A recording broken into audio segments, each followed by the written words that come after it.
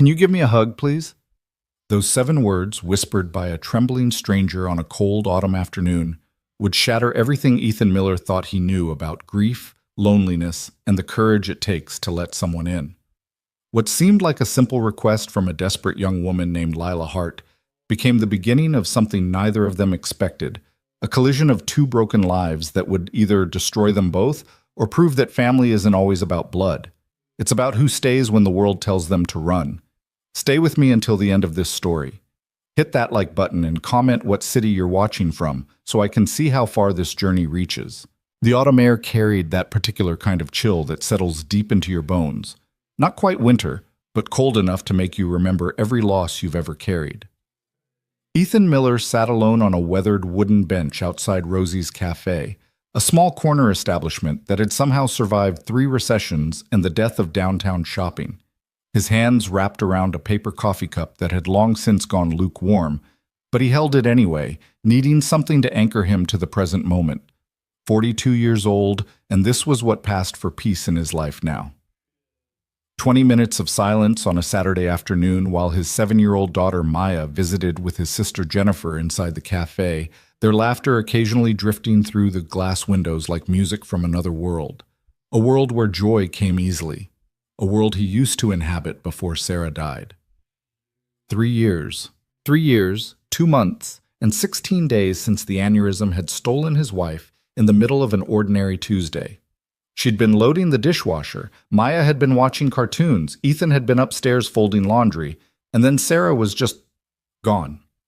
No warning, no goodbye. Just the sound of ceramic plates shattering on the kitchen floor and Maya's screams pulling him from the mundane task of matching socks to the nightmare that would reshape every moment that followed. The grief counselor had told him that eventually the sharp edges would dull, that time would soften the blow. What she hadn't mentioned was that the softening wouldn't feel like healing, it would feel like forgetting, and forgetting felt like betrayal.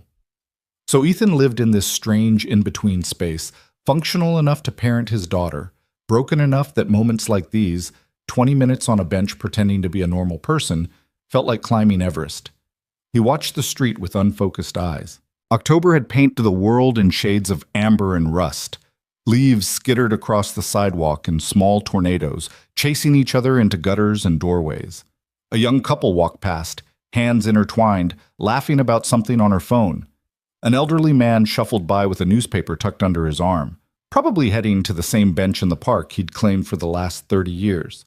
Ordinary people living ordinary lives, blissfully unaware of how quickly ordinary could become impossible. Ethan took a sip of the cold coffee and grimaced.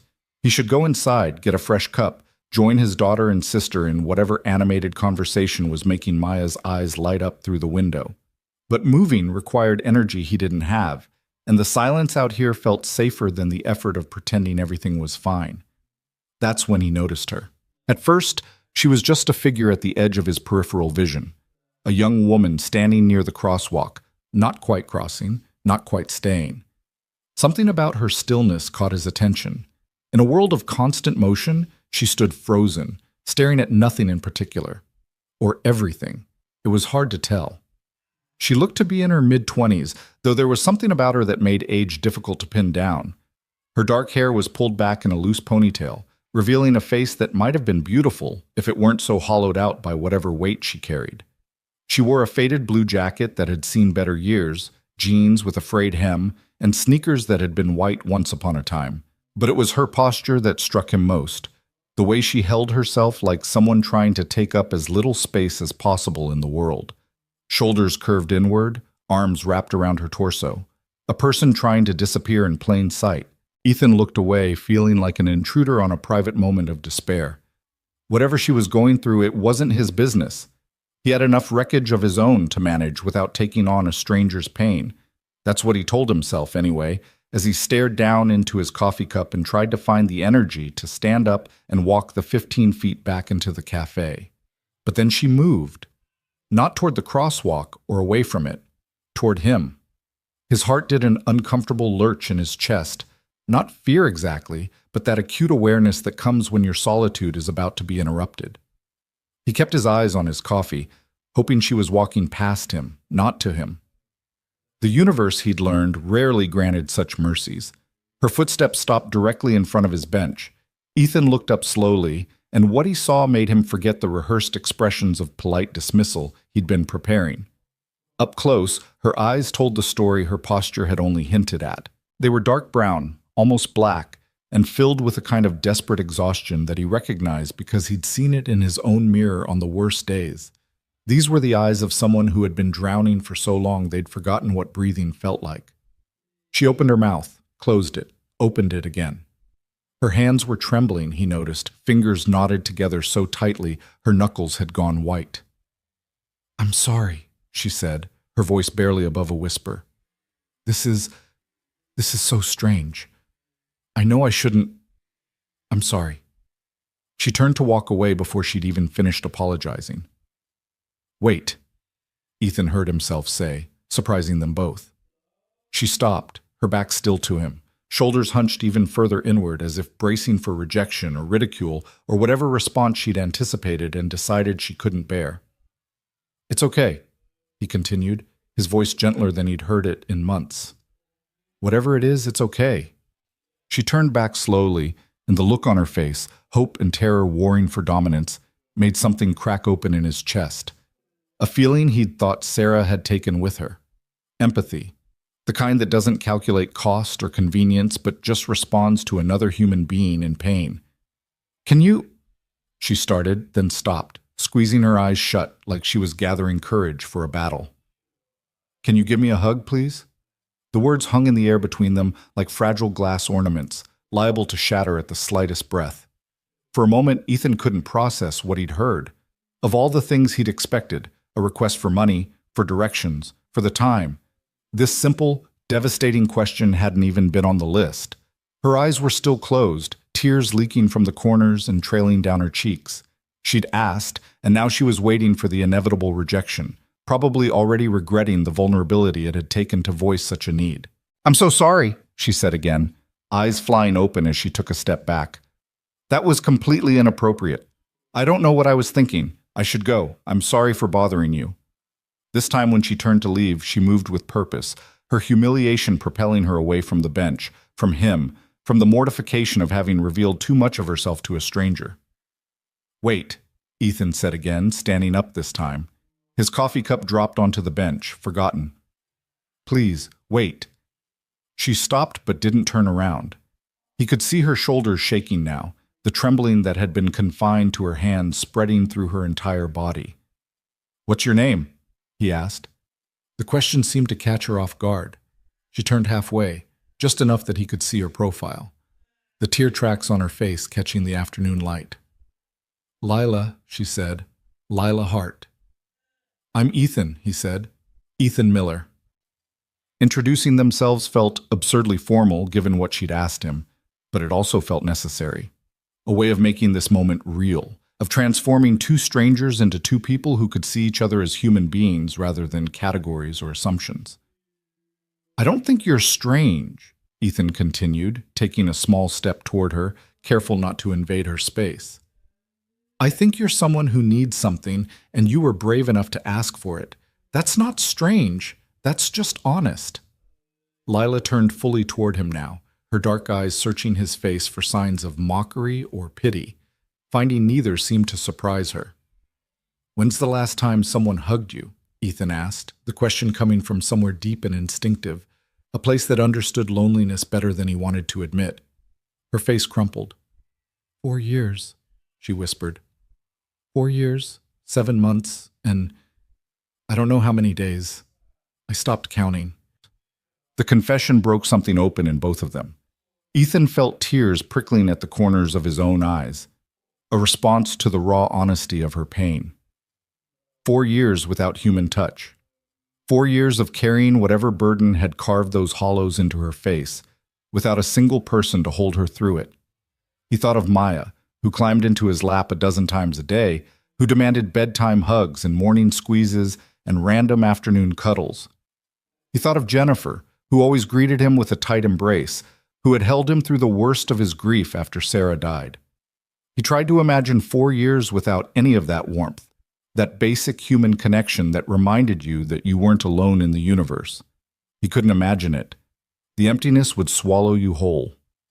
"Come here," Ethan said quietly, opening his arms. For a second, Lila just stared at him, as if she couldn't quite believe he was serious. Then, with a sound that was half sob, half gasp, she closed the distance between them and fell into his embrace. The impact was gentle but desperate, like someone who had been treading water for so long they'd forgotten solid ground existed. She buried her face in his shoulder and shook with silent sobs, her whole body trembling with the force of whatever she'd been holding back for all those years. Ethan tightened his arms around her, one hand instinctively moving to the back of her head in the same gesture he used when Maya had nightmares. "It's okay," he murmured, his own voice thick with emotion. "I've got you. It's okay." How long they stood there, he couldn't say. Time felt elastic, stretched and compressed simultaneously. Long enough for the young couple who'd passed earlier to walk back the other way, their laughter fading as they noticed the scene on the bench and wisely gave them space. Long enough for the elderly man to shuffle past with his newspaper, his expression soft with understanding that came from decades of life and loss.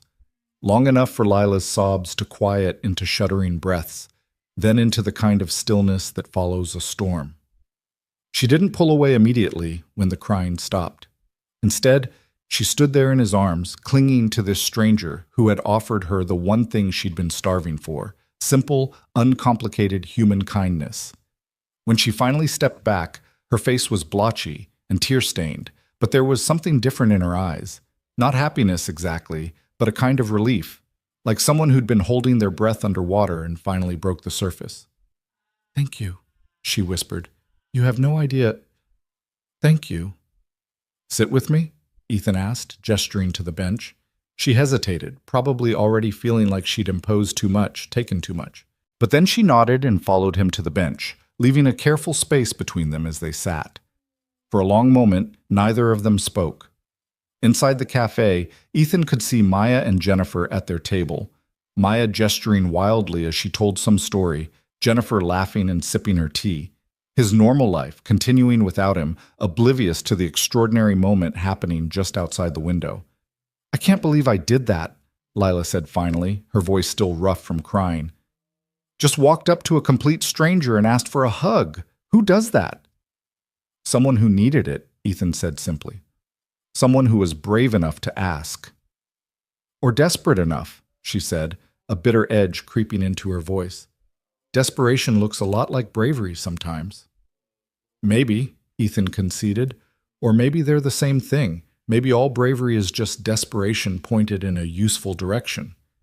She turned to look at him, really look at him, and he felt exposed under that gaze. Like she was seeing past the careful facade he'd constructed to protect himself from further pain and recognizing someone who understood loss from the inside out.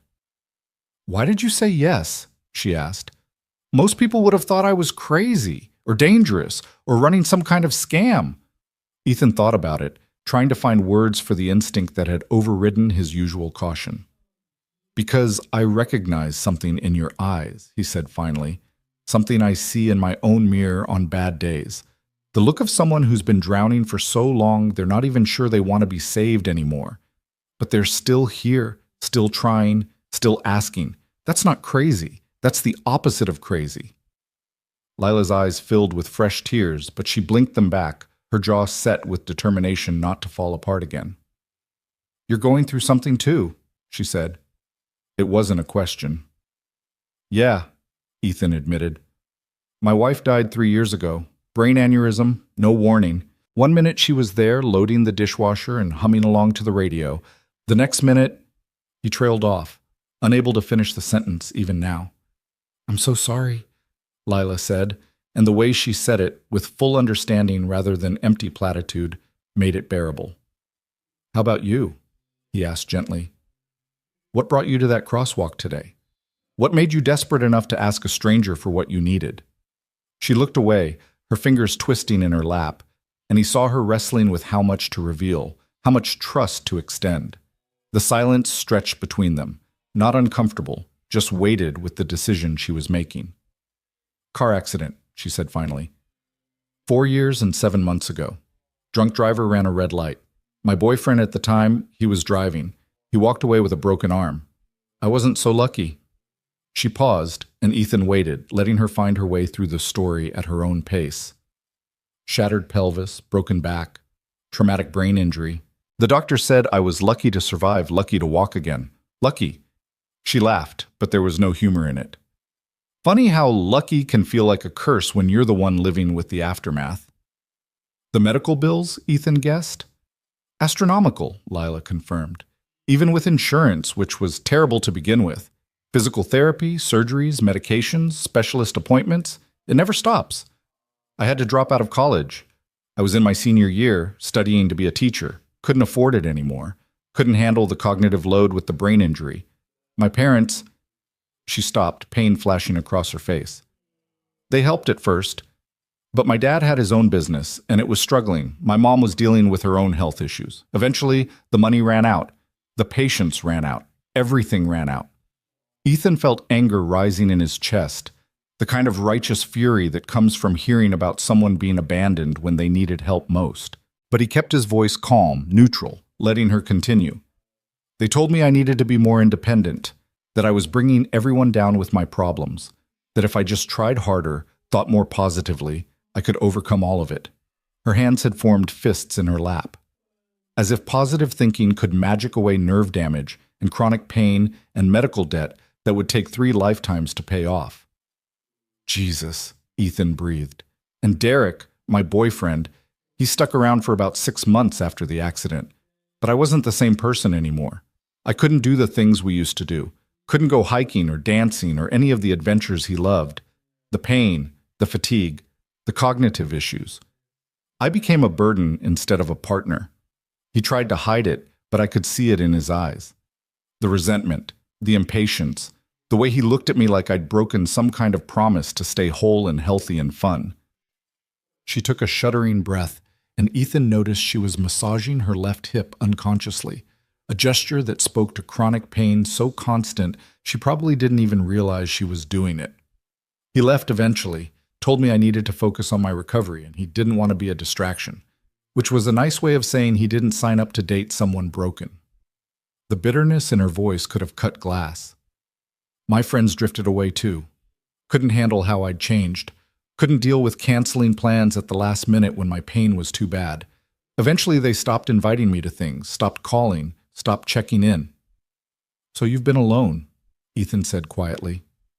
Completely, Lila confirmed. Living in a studio apartment I can barely afford, working part-time retail when my body cooperates, trying to stretch food stamps and disability payments to cover everything. No family, no friends, no one who touches me or hugs me or even shakes my hand. Just doctors with clinical touches and strangers bumping into me on the bus. For 4 years and 7 months. The confession seemed to exhaust her. She sagged against the bench, looking smaller somehow, as if telling the story had cost her whatever energy she'd been running on. And today? Ethan prompted gently. What made today different? Lila was quiet for so long he thought she might not answer. When she finally spoke, her voice was barely a whisper. Today is my 27th birthday, she said. And I woke up this morning and realized I couldn't remember the last time someone touched me with kindness. Not medical necessity or transactional politeness, but actual human warmth. And I thought maybe if I could just have one hug from anyone, it might remind me what it feels like to be human, to be seen as a person worth touching, not just an inconvenience or a liability or a patient. Tears were streaming down her face again, but her voice remained steady. So I walked to the cafe where I used to come with Derek, back when I was a different person. And I was going to order a coffee and sit alone on my birthday and try not to think about how completely isolated my life has become. But then I saw you sitting here, and there was something about you, I don't know what, that made me think you might understand.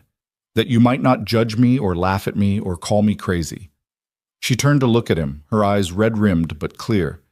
And you didn't. You didn't do any of those things. You just gave me what I asked for. So thank you for making my birthday bearable, for reminding me that kindness still exists somewhere in the world. Ethan felt his throat tighten with emotion. Here was someone who had lost everything, health, family, love, community, and yet she was thanking him for a simple hug. The injustice of it, The profound wrongness of a world that could leave someone so thoroughly abandoned made him want to rage against something, anything. But rage wouldn't help her. What she needed was what she'd asked for: to be seen, to be treated with dignity and compassion, to be reminded that her worth as a human being didn't depend on her productivity or her independence or her ability to be fun and adventurous. "It's your birthday," he said, an idea forming. "Have you eaten?" She looked startled by the question. No, not yet." "Then let me buy you lunch," Ethan said. "My daughter's inside with my sister. We were just going to grab sandwiches here before heading home. Join us, please." "No one should be alone on their birthday."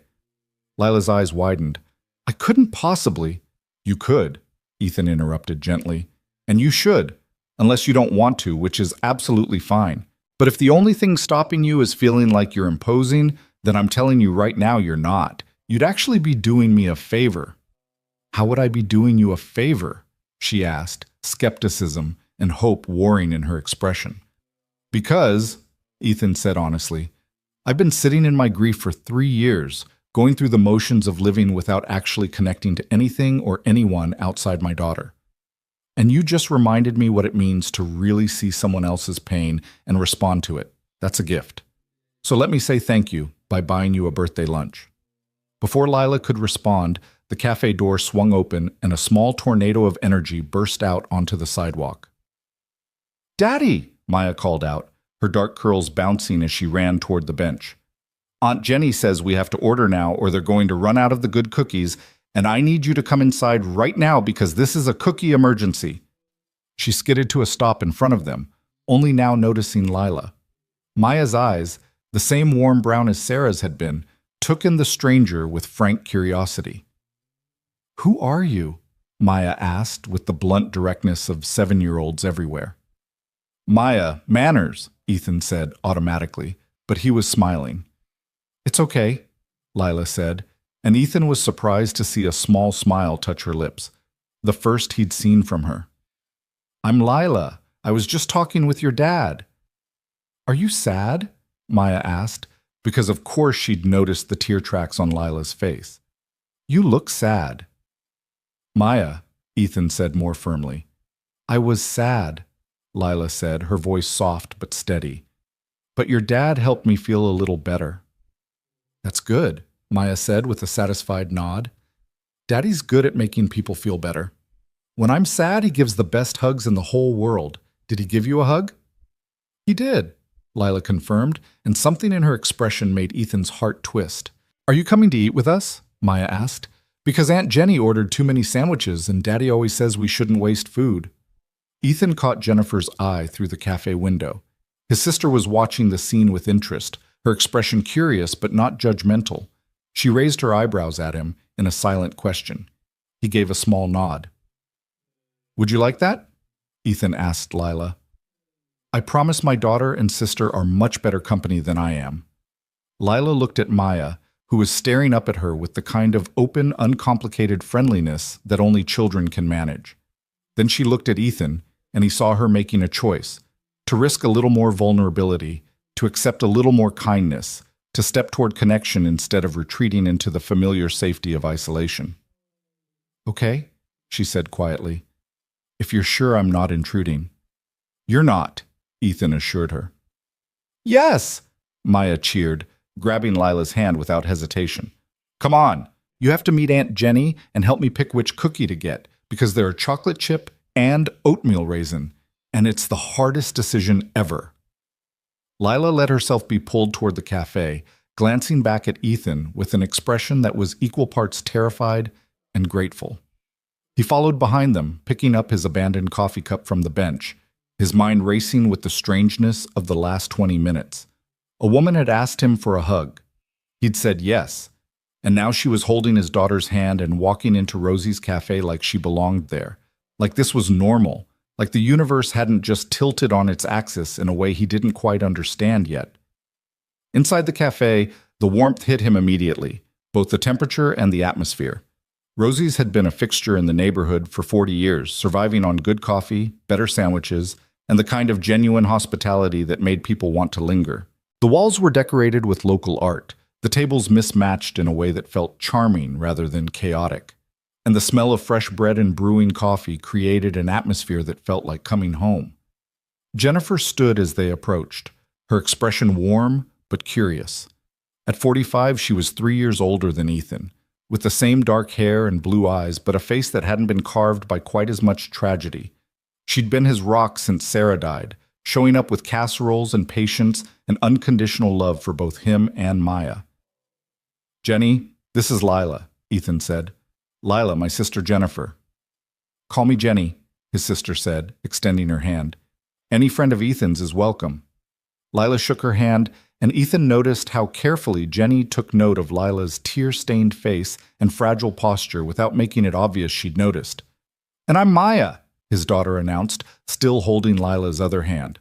"I'm 7 3/4, and I'm in 2nd grade, and my favorite color is purple, and I like horses, even though I've never ridden one, and someday I want to be an astronaut or maybe a veterinarian. I haven't decided yet." "Those are both excellent options," Lila said seriously, and Maya beamed. They settled into a booth, Maya insisting that Lila sit next to her, with Ethan and Jenny across from them. A college-age server with bright pink hair and a nose ring came over with menus and water, chatting easily about the daily specials before leaving them to decide. Ethan watched Lila pick up the menu with trembling hands, saw her eyes widen slightly at the prices, and felt his chest constrict. He could almost see her doing calculations in her head, trying to figure out what the absolute cheapest thing she could order would be, probably already regretting accepting his invitation. "Order whatever you want," he said quietly, catching her eye. "I mean it. It's your birthday. Get what actually sounds good, not what costs least."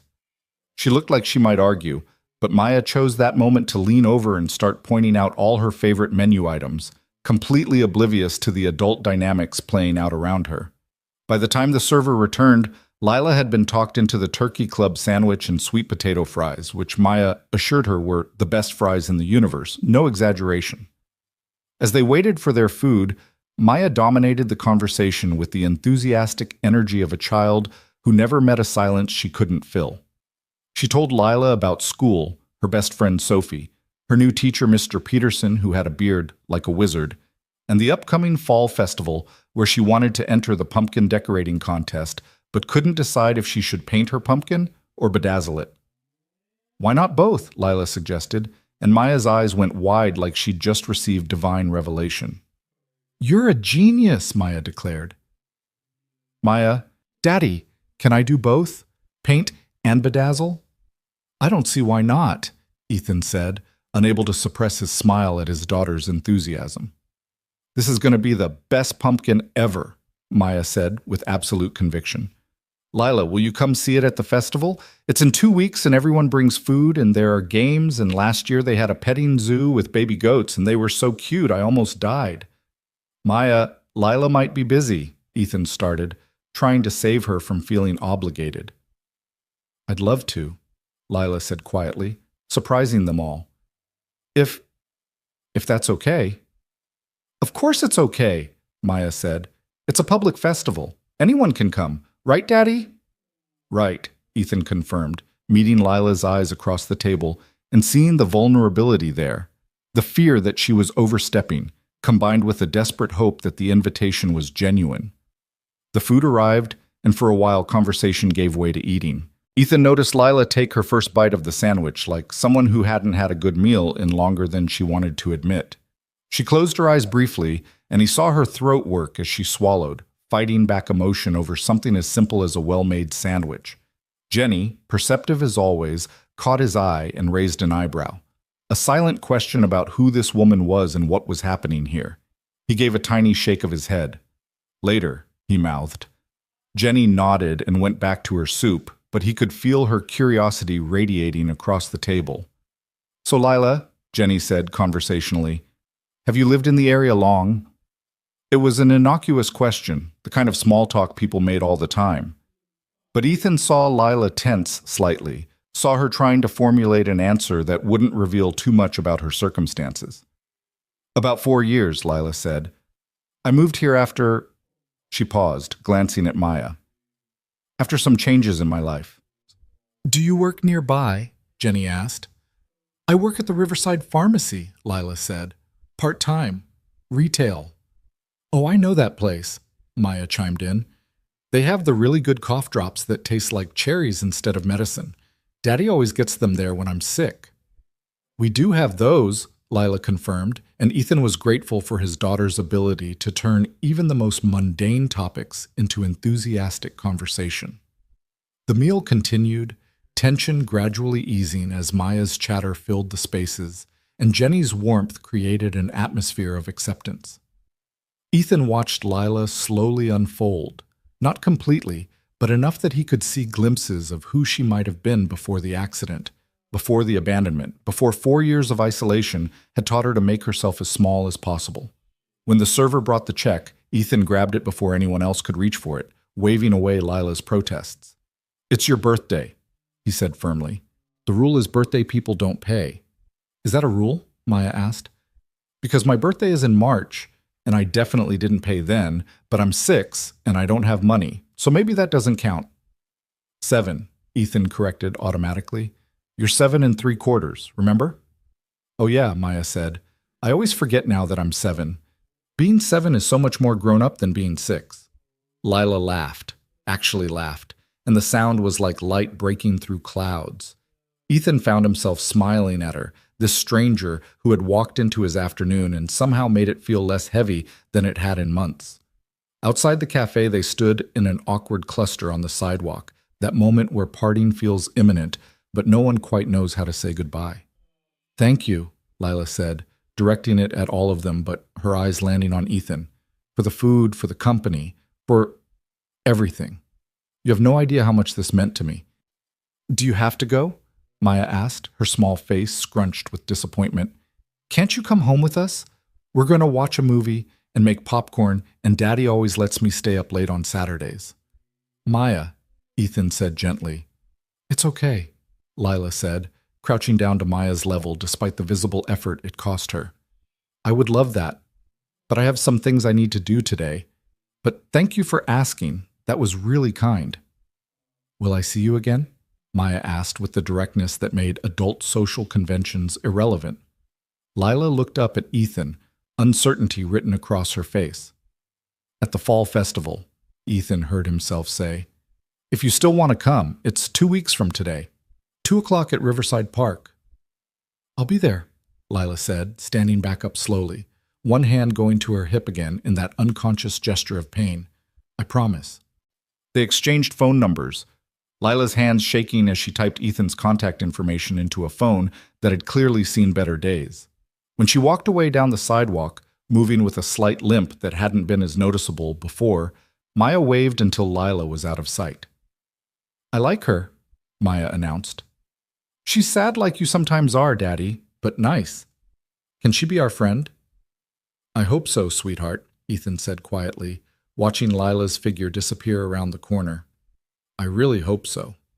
As they drove home, Maya chattering in the back seat about pumpkin decorating strategies while Jenny sat in thoughtful silence, Ethan's mind kept returning to that moment on the bench, to Lila's trembling voice asking for something so simple it broke his heart, to the way she'd felt in his arms, like someone who'd been starving for human connection for so long she'd almost forgotten how to accept it.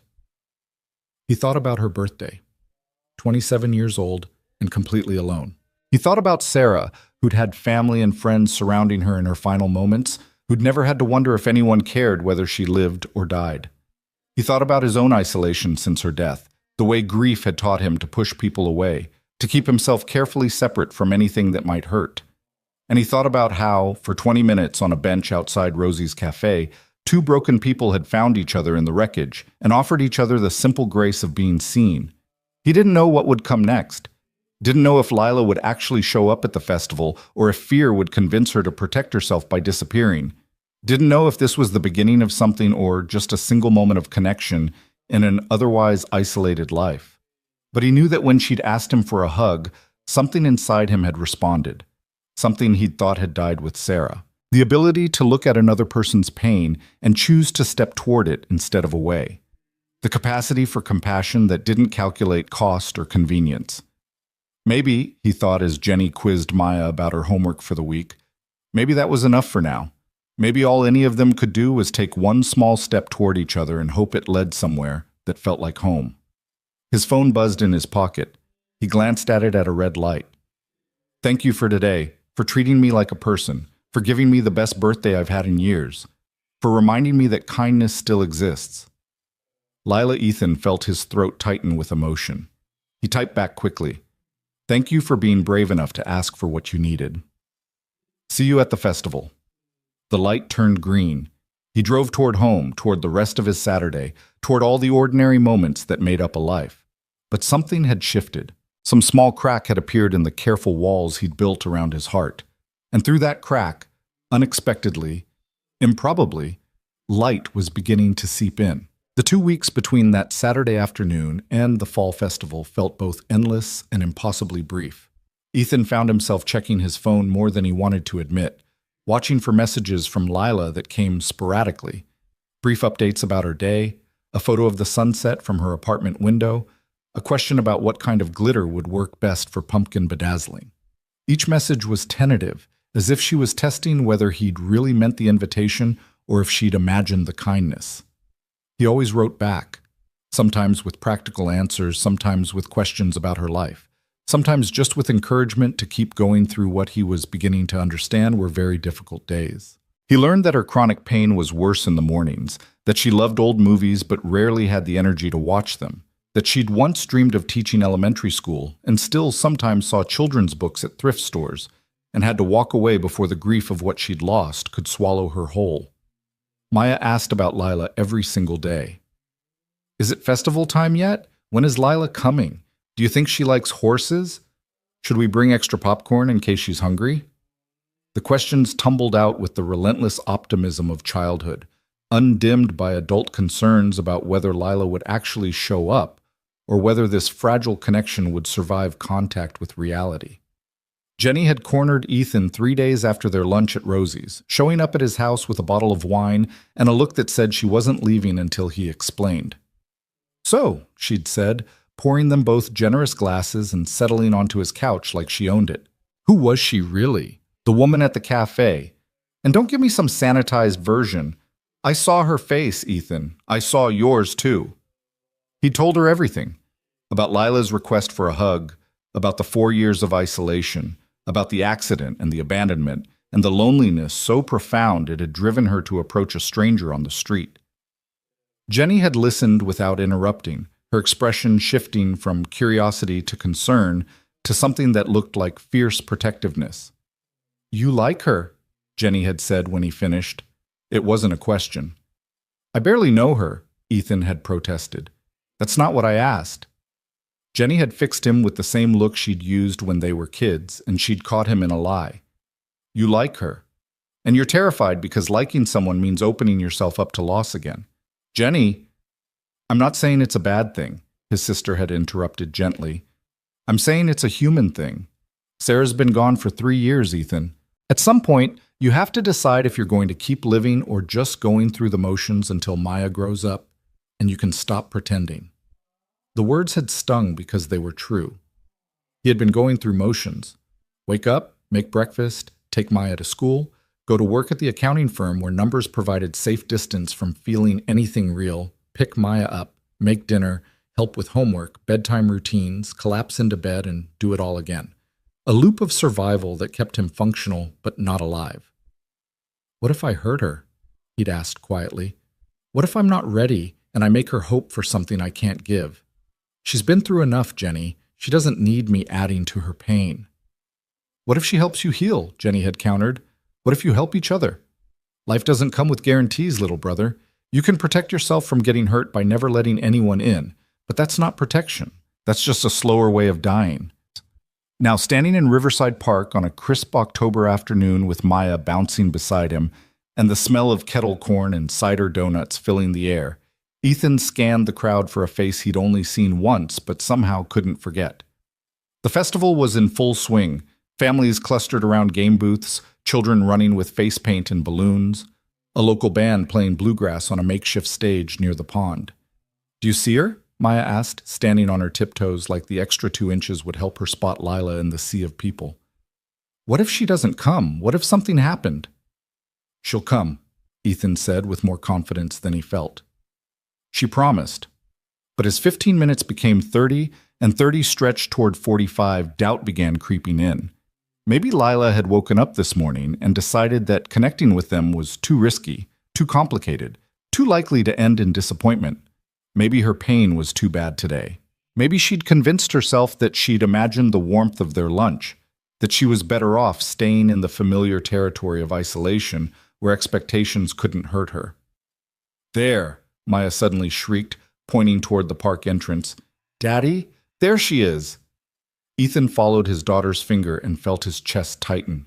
Lila was walking through the gate, moving slowly and scanning the crowd with an expression that wavered between hope and terror. She wore the same faded blue jacket from before, but her hair was down today, falling past her shoulders in dark waves. Even from a distance, he could see her tension, the way she held herself like someone preparing for rejection. Lila! Maya shouted, waving both arms over her head like she was flagging down a rescue plane. We're over here! Lila's face transformed when she spotted them. The anxiety melted into something that looked like relief mixed with joy, and she raised one hand in a tentative wave. As she made her way through the crowd, Ethan noticed her limp was more pronounced today, her left hand occasionally reaching for her hip in that gesture he'd come to recognize as managing pain. You came, Maya said when Lila reached them, stating the obvious with the delighted enthusiasm of someone who genuinely worried about the outcome. I promised, didn't I? Lila said, and her smile, shy but genuine, made something warm unfold in Ethan's chest. I'm glad you're here, he said simply.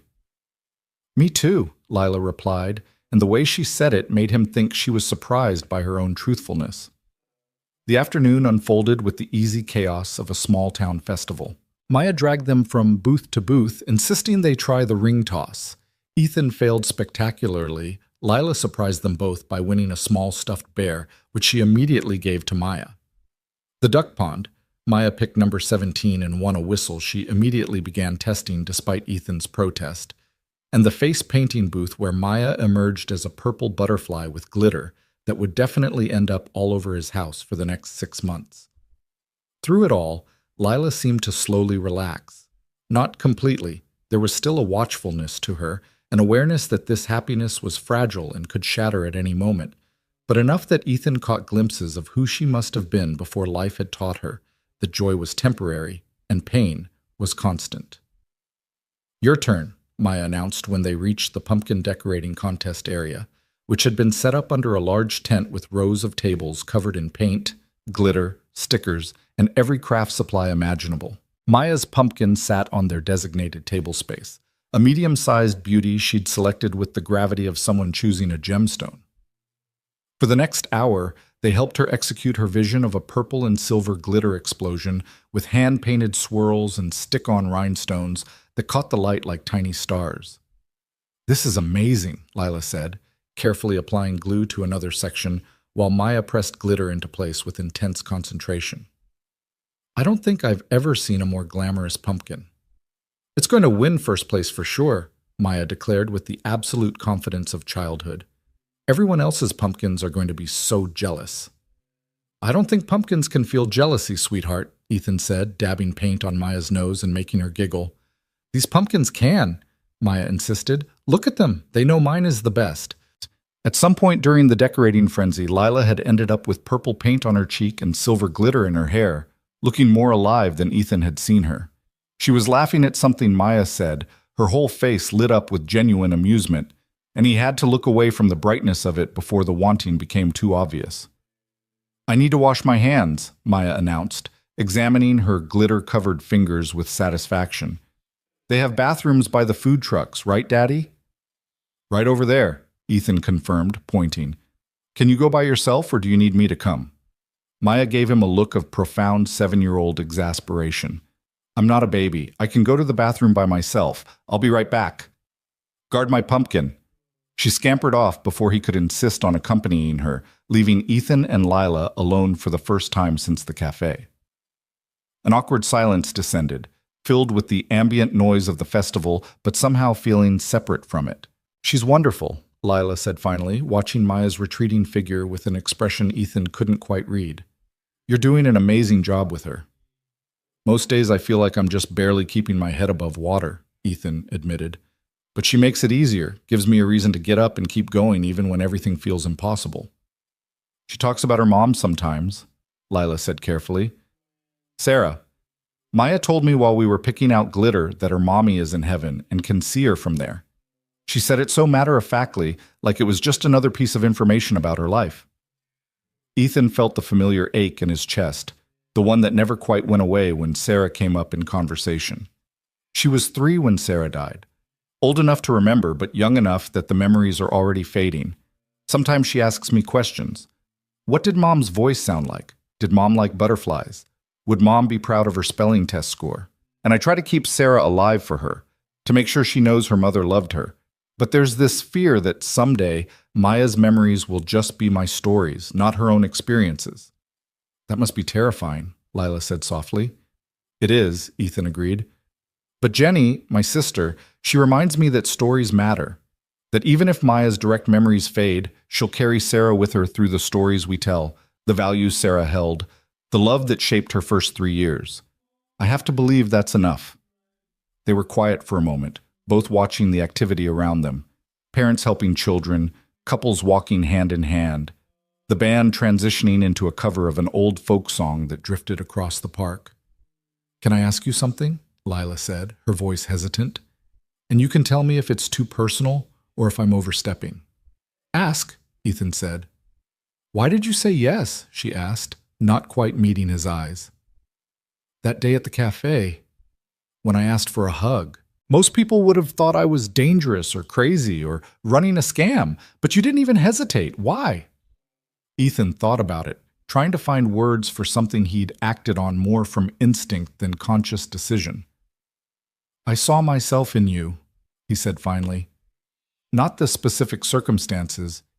Your pain is yours, and I won't pretend to fully understand it, but the isolation, the feeling of being cut off from basic human connection, that I understood. After Sarah died, people didn't know what to say to me, so eventually they stopped saying anything. They stopped calling, stopped inviting us to things, stopped treating me like a normal person, and started treating me like a tragedy they were uncomfortable being around. He ran his hand through his hair, a nervous gesture left over from childhood. Jenny stuck around. A couple of old friends check in sometimes. But mostly it's been me and Maya in our own little bubble, going through the motions of normal life while feeling completely separate from it. So when you asked for a hug, when you admitted that basic need out loud, it felt like the bravest and most honest thing I'd heard in years. And I wanted to honor that honesty with honesty of my own, which was that, yes, I understood what it felt like to be starving for connection. And yes, I could give you what you were asking for. Lila's eyes were bright with unshed tears. I almost didn't approach you, she confessed. I stood at that crosswalk for 20 minutes, arguing with myself, convincing myself it was a terrible idea and I should just go home. But something about the way you were sitting there, so alone in the middle of everything, made me think you might understand, that you might say yes. I'm glad you were brave enough to ask, Ethan said. I'm glad you were kind enough to answer, Lila replied. Maya's return broke the moment, her hands now clean but her face sporting a new smear of something that looked suspiciously like chocolate frosting. They have chocolate donuts, she announced. Can we get some? Please? Lila, have you had the chocolate donuts here? They're so good you'll want to cry happy tears. I don't think I've ever cried happy tears over a donut, Lila said, laughing. But I'm willing to try. They got donuts. Maya insisting Lila needed to try the chocolate while also sampling the apple cider and the pumpkin-flavored options for comparison purposes. They found a spot on the grass near the pond, spreading out Ethan's jacket as a makeshift picnic blanket, and ate while Maya provided running commentary on everything happening around them. That dog is wearing a costume, she said, pointing at a golden retriever in a hot dog outfit. Do you think dogs like wearing costumes, or do they just tolerate it because humans think it's cute? Probably the second one, Ethan said. That's what I thought, Maya said sagely. People don't always think about what others actually want. They just do what makes them feel good. The observation, startlingly perceptive for a 7-year-old, hung in the air. Lila caught Ethan's eye, and he saw his own thought reflected there. Sometimes children saw the truth of things more clearly than adults who'd learned to complicate everything with self-protection and fear. As the afternoon wore into early evening, the festival began to shift moods. The families with young children started packing up and heading home. The band transitioned from bluegrass to slower folk songs. String lights that had been invisible in daylight flickered on, transforming the park into something magical. They were walking back from seeing Maya's pumpkin officially entered in the contest when Lila stumbled. It was subtle, her left leg simply giving out mid-step, but Ethan caught her arm before she could fall. "Sorry," she said immediately, her face flushing with embarrassment. "My leg does that sometimes. Nerve damage from the accident. I'm fine." But Ethan could see she wasn't fine. Her face had gone pale, and she was breathing more carefully, the way people do when they're managing significant pain. "Do you need to sit down?" he asked quietly. "I should probably get going anyway," Lila said, not quite answering the question. "I've been on my feet longer than usual today. I don't want to ruin the afternoon by turning into a burden." "You're not a burden," Ethan said firmly. "But if you're in pain, let's find somewhere you can rest for a bit. The band is about to start their evening set, and Maya has been begging to stay for it. Sit with us, and when you're ready to go, I'll drive you home." "I can take the bus," Lila started. "Lila," Ethan interrupted gently. "Let someone help you. Please." She looked like she wanted to argue, but Maya chose that moment to tug on Lila's other hand. "Please stay," his daughter said. "The evening music is the best part. They play the slow, pretty songs, and sometimes people dance, and it's so romantic. Daddy says romantic means when people really like each other." "That's one definition," Ethan said, fighting back a smile. "Please?" Maya tried again, deploying her most effective weapon, the puppy dog eyes that Ethan had never successfully resisted in 7 years of parenting. "Okay," Lila conceded, "but just until the music starts." They found a spot on one of the benches near the pond, close enough to hear the band clearly, but far enough from the speakers that conversation was still possible. Maya wedged herself between them, swinging her legs and humming along with songs she didn't know the words to. As the sun sank lower, painting the sky in shades of orange and pink, Ethan noticed Lila relaxing again, some of the tension leaving her shoulders as the pain presumably eased. She had her eyes closed, face tilted toward the last rays of sunshine, and in the golden light she looked younger, more like the college student she'd been before the accident than the broken woman who'd asked a stranger for a hug 2 weeks ago. "This is nice," she said quietly, opening her eyes and catching him watching her. "I'd forgotten what it feels like to just be somewhere, with people, without constantly worrying about whether I'm welcome or when I'll have to leave." "You're welcome," Ethan said, "for as long as you want to stay." Maya had started to get drowsy, the combination of fresh air, physical activity, and a stomach full of donuts catching up with her. She leaned against Lila's side, her eyes drifting closed as she fought to stay awake for the music she'd insisted they needed to hear. "She's falling asleep," Lila whispered, looking down at Maya with such tenderness it made Ethan's throat tight. "She does this," he said. "Insists she's not tired right up until she passes out. I'll carry her to the car when we're ready to go." "She's lucky to have you," Lila said. "A dad who brings her to festivals and lets her bedazzle pumpkins and carries her when she's tired. A lot of kids don't have that." "I'm the lucky one," Ethan said honestly. "She's the reason I got out of bed for the first 6 months after Sarah died. The reason I kept going even when everything felt impossible. She needed me, so I couldn't give up. Sometimes I think she saved my life without even knowing it." The band transitioned into a slow instrumental piece, something with violin and acoustic guitar that felt like melancholy and hope braided together. Around them, couples had indeed begun to dance. Nothing formal, just swaying together in the grass as the evening deepened into night. "I used to love dancing," Lila said wistfully. "Before the accident, Derek and I would go to this club downtown every Friday night. Not fancy dancing, just moving to music and laughing and feeling young and invincible. I haven't danced in 4 years, can't anymore really. My balance is too unpredictable, and the pain makes it impossible to move the way I used to." "What kind of music did you dance to?" Ethan asked. "Anything with a good beat," Lila said, smiling at the memory. "Pop, hip-hop, old rock songs. Didn't matter as long as it made you want to move. Derek always said I danced like no one was watching even when everyone was. I thought it was a compliment. Looking back, I think maybe he was embarrassed by how unself-conscious I was. That says more about him than you, Ethan said. There's nothing embarrassing about joy, about being fully present in a moment. I know that now, Lila said, but at the time when he left, I convinced myself that I was too much, too dramatic, too emotional, too damaged, too everything. I spent a long time trying to be smaller, quieter, less needy, trying to be someone who wouldn't drive people away. It didn't work. They left anyway. Turned out the problem wasn't that I was too much, it was that I was asking for basic humanity from people who weren't capable of giving it. Maya had fully fallen asleep now, her small body warm against Lila's side, one hand curled loosely around Lila's arm. Lila looked down at her with such longing it was almost painful to witness. I wanted children, she said softly. Before the accident, I was studying to be a teacher because I loved kids, loved the way they saw the world with fresh eyes, and asked impossible questions and believed in magic. I thought I'd have a classroom full of students and then go home to my own kids someday. Build a life full of noise and laughter and sticky hands and unconditional love. She paused, her jaw tightening against emotion. After the accident, the doctor said pregnancy would be dangerous for me. Not impossible, but risky enough that they didn't recommend it. Between the nerve damage and the medications and the structural issues with my pelvis, it was just one more thing the drunk driver took from me. One more future that died on that road. Ethan didn't know what to say to that.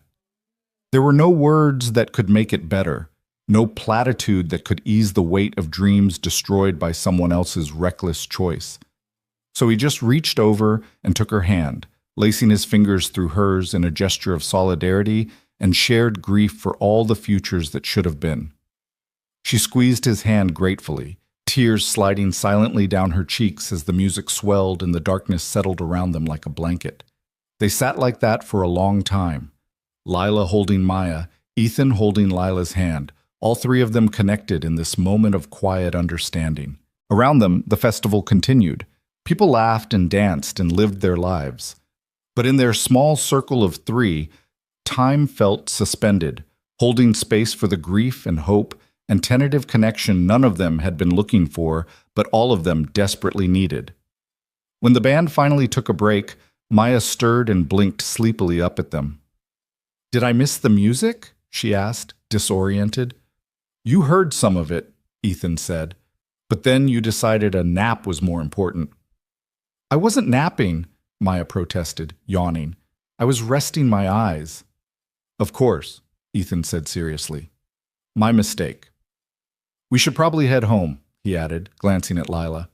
"And I'm still driving you. No arguments." This time, Lila didn't protest. She let Ethan help her to her feet, wincing slightly as weight transferred to her left leg. Maya held her hand as they walked slowly through the thinning crowd toward the parking lot, chattering about whether her pumpkin would win and what costume she should wear for Halloween, and did Lila want to help her pick it out. "I'd love that," Lila said, and Maya beamed. In the car, Maya fell back asleep almost immediately, strapped into her booster seat in the back. Ethan pulled up the GPS for Lila's address, a part of town he recognized as not quite dangerous, but definitely struggling, the kind of neighborhood where people lived because it was all they could afford, not because they chose it. The drive took 15 minutes, most of it in comfortable silence. When they pulled up to her building, a 3-story brick apartment complex that had probably been nice in the 1970s but now showed its age in peeling paint and cracked walkways, Lila didn't immediately get out. "Thank you," she said quietly. "For today. For including me. For treating me like I matter." "You do matter," Ethan said firmly. "And this doesn't have to be a one-time thing, Lila. If you want to, if you'd like to spend more time together, with us, we'd like that too." He could feel his heart hammering, aware he was offering something that went beyond casual friendship, that opened the door to something neither of them had names for yet. "I'd like that," Lila said, her voice trembling slightly. "But Ethan, I need you to understand something. My life is complicated. The medical stuff, the financial stress, the limitations on what I can do physically, it's not going to get better. This is who I am now, and I don't want you to think you're signing up for one thing and then realize later that it's more than you bargained for. I've been the burden that people couldn't handle before. I won't do that to you, to Maya. You're not a burden, Ethan said, turning to face her fully. You're a person who's been through hell and survived it, who has the courage to keep showing up even when the world keeps knocking you down, who asked for what you needed instead of pretending you didn't need anything. That's not weakness, Lila. That's strength. You might feel differently when, she started. I won't, Ethan interrupted. Look, I'm not going to pretend I have all the answers or that this will be simple. Grief and trauma have a way of complicating everything. But what I know for certain is that meeting you, spending time with you, seeing Maya light up around you, it's reminded me what it feels like to be alive instead of just surviving. And I hope, maybe we're reminding you of the same thing. Lila was crying again, but this time it felt different.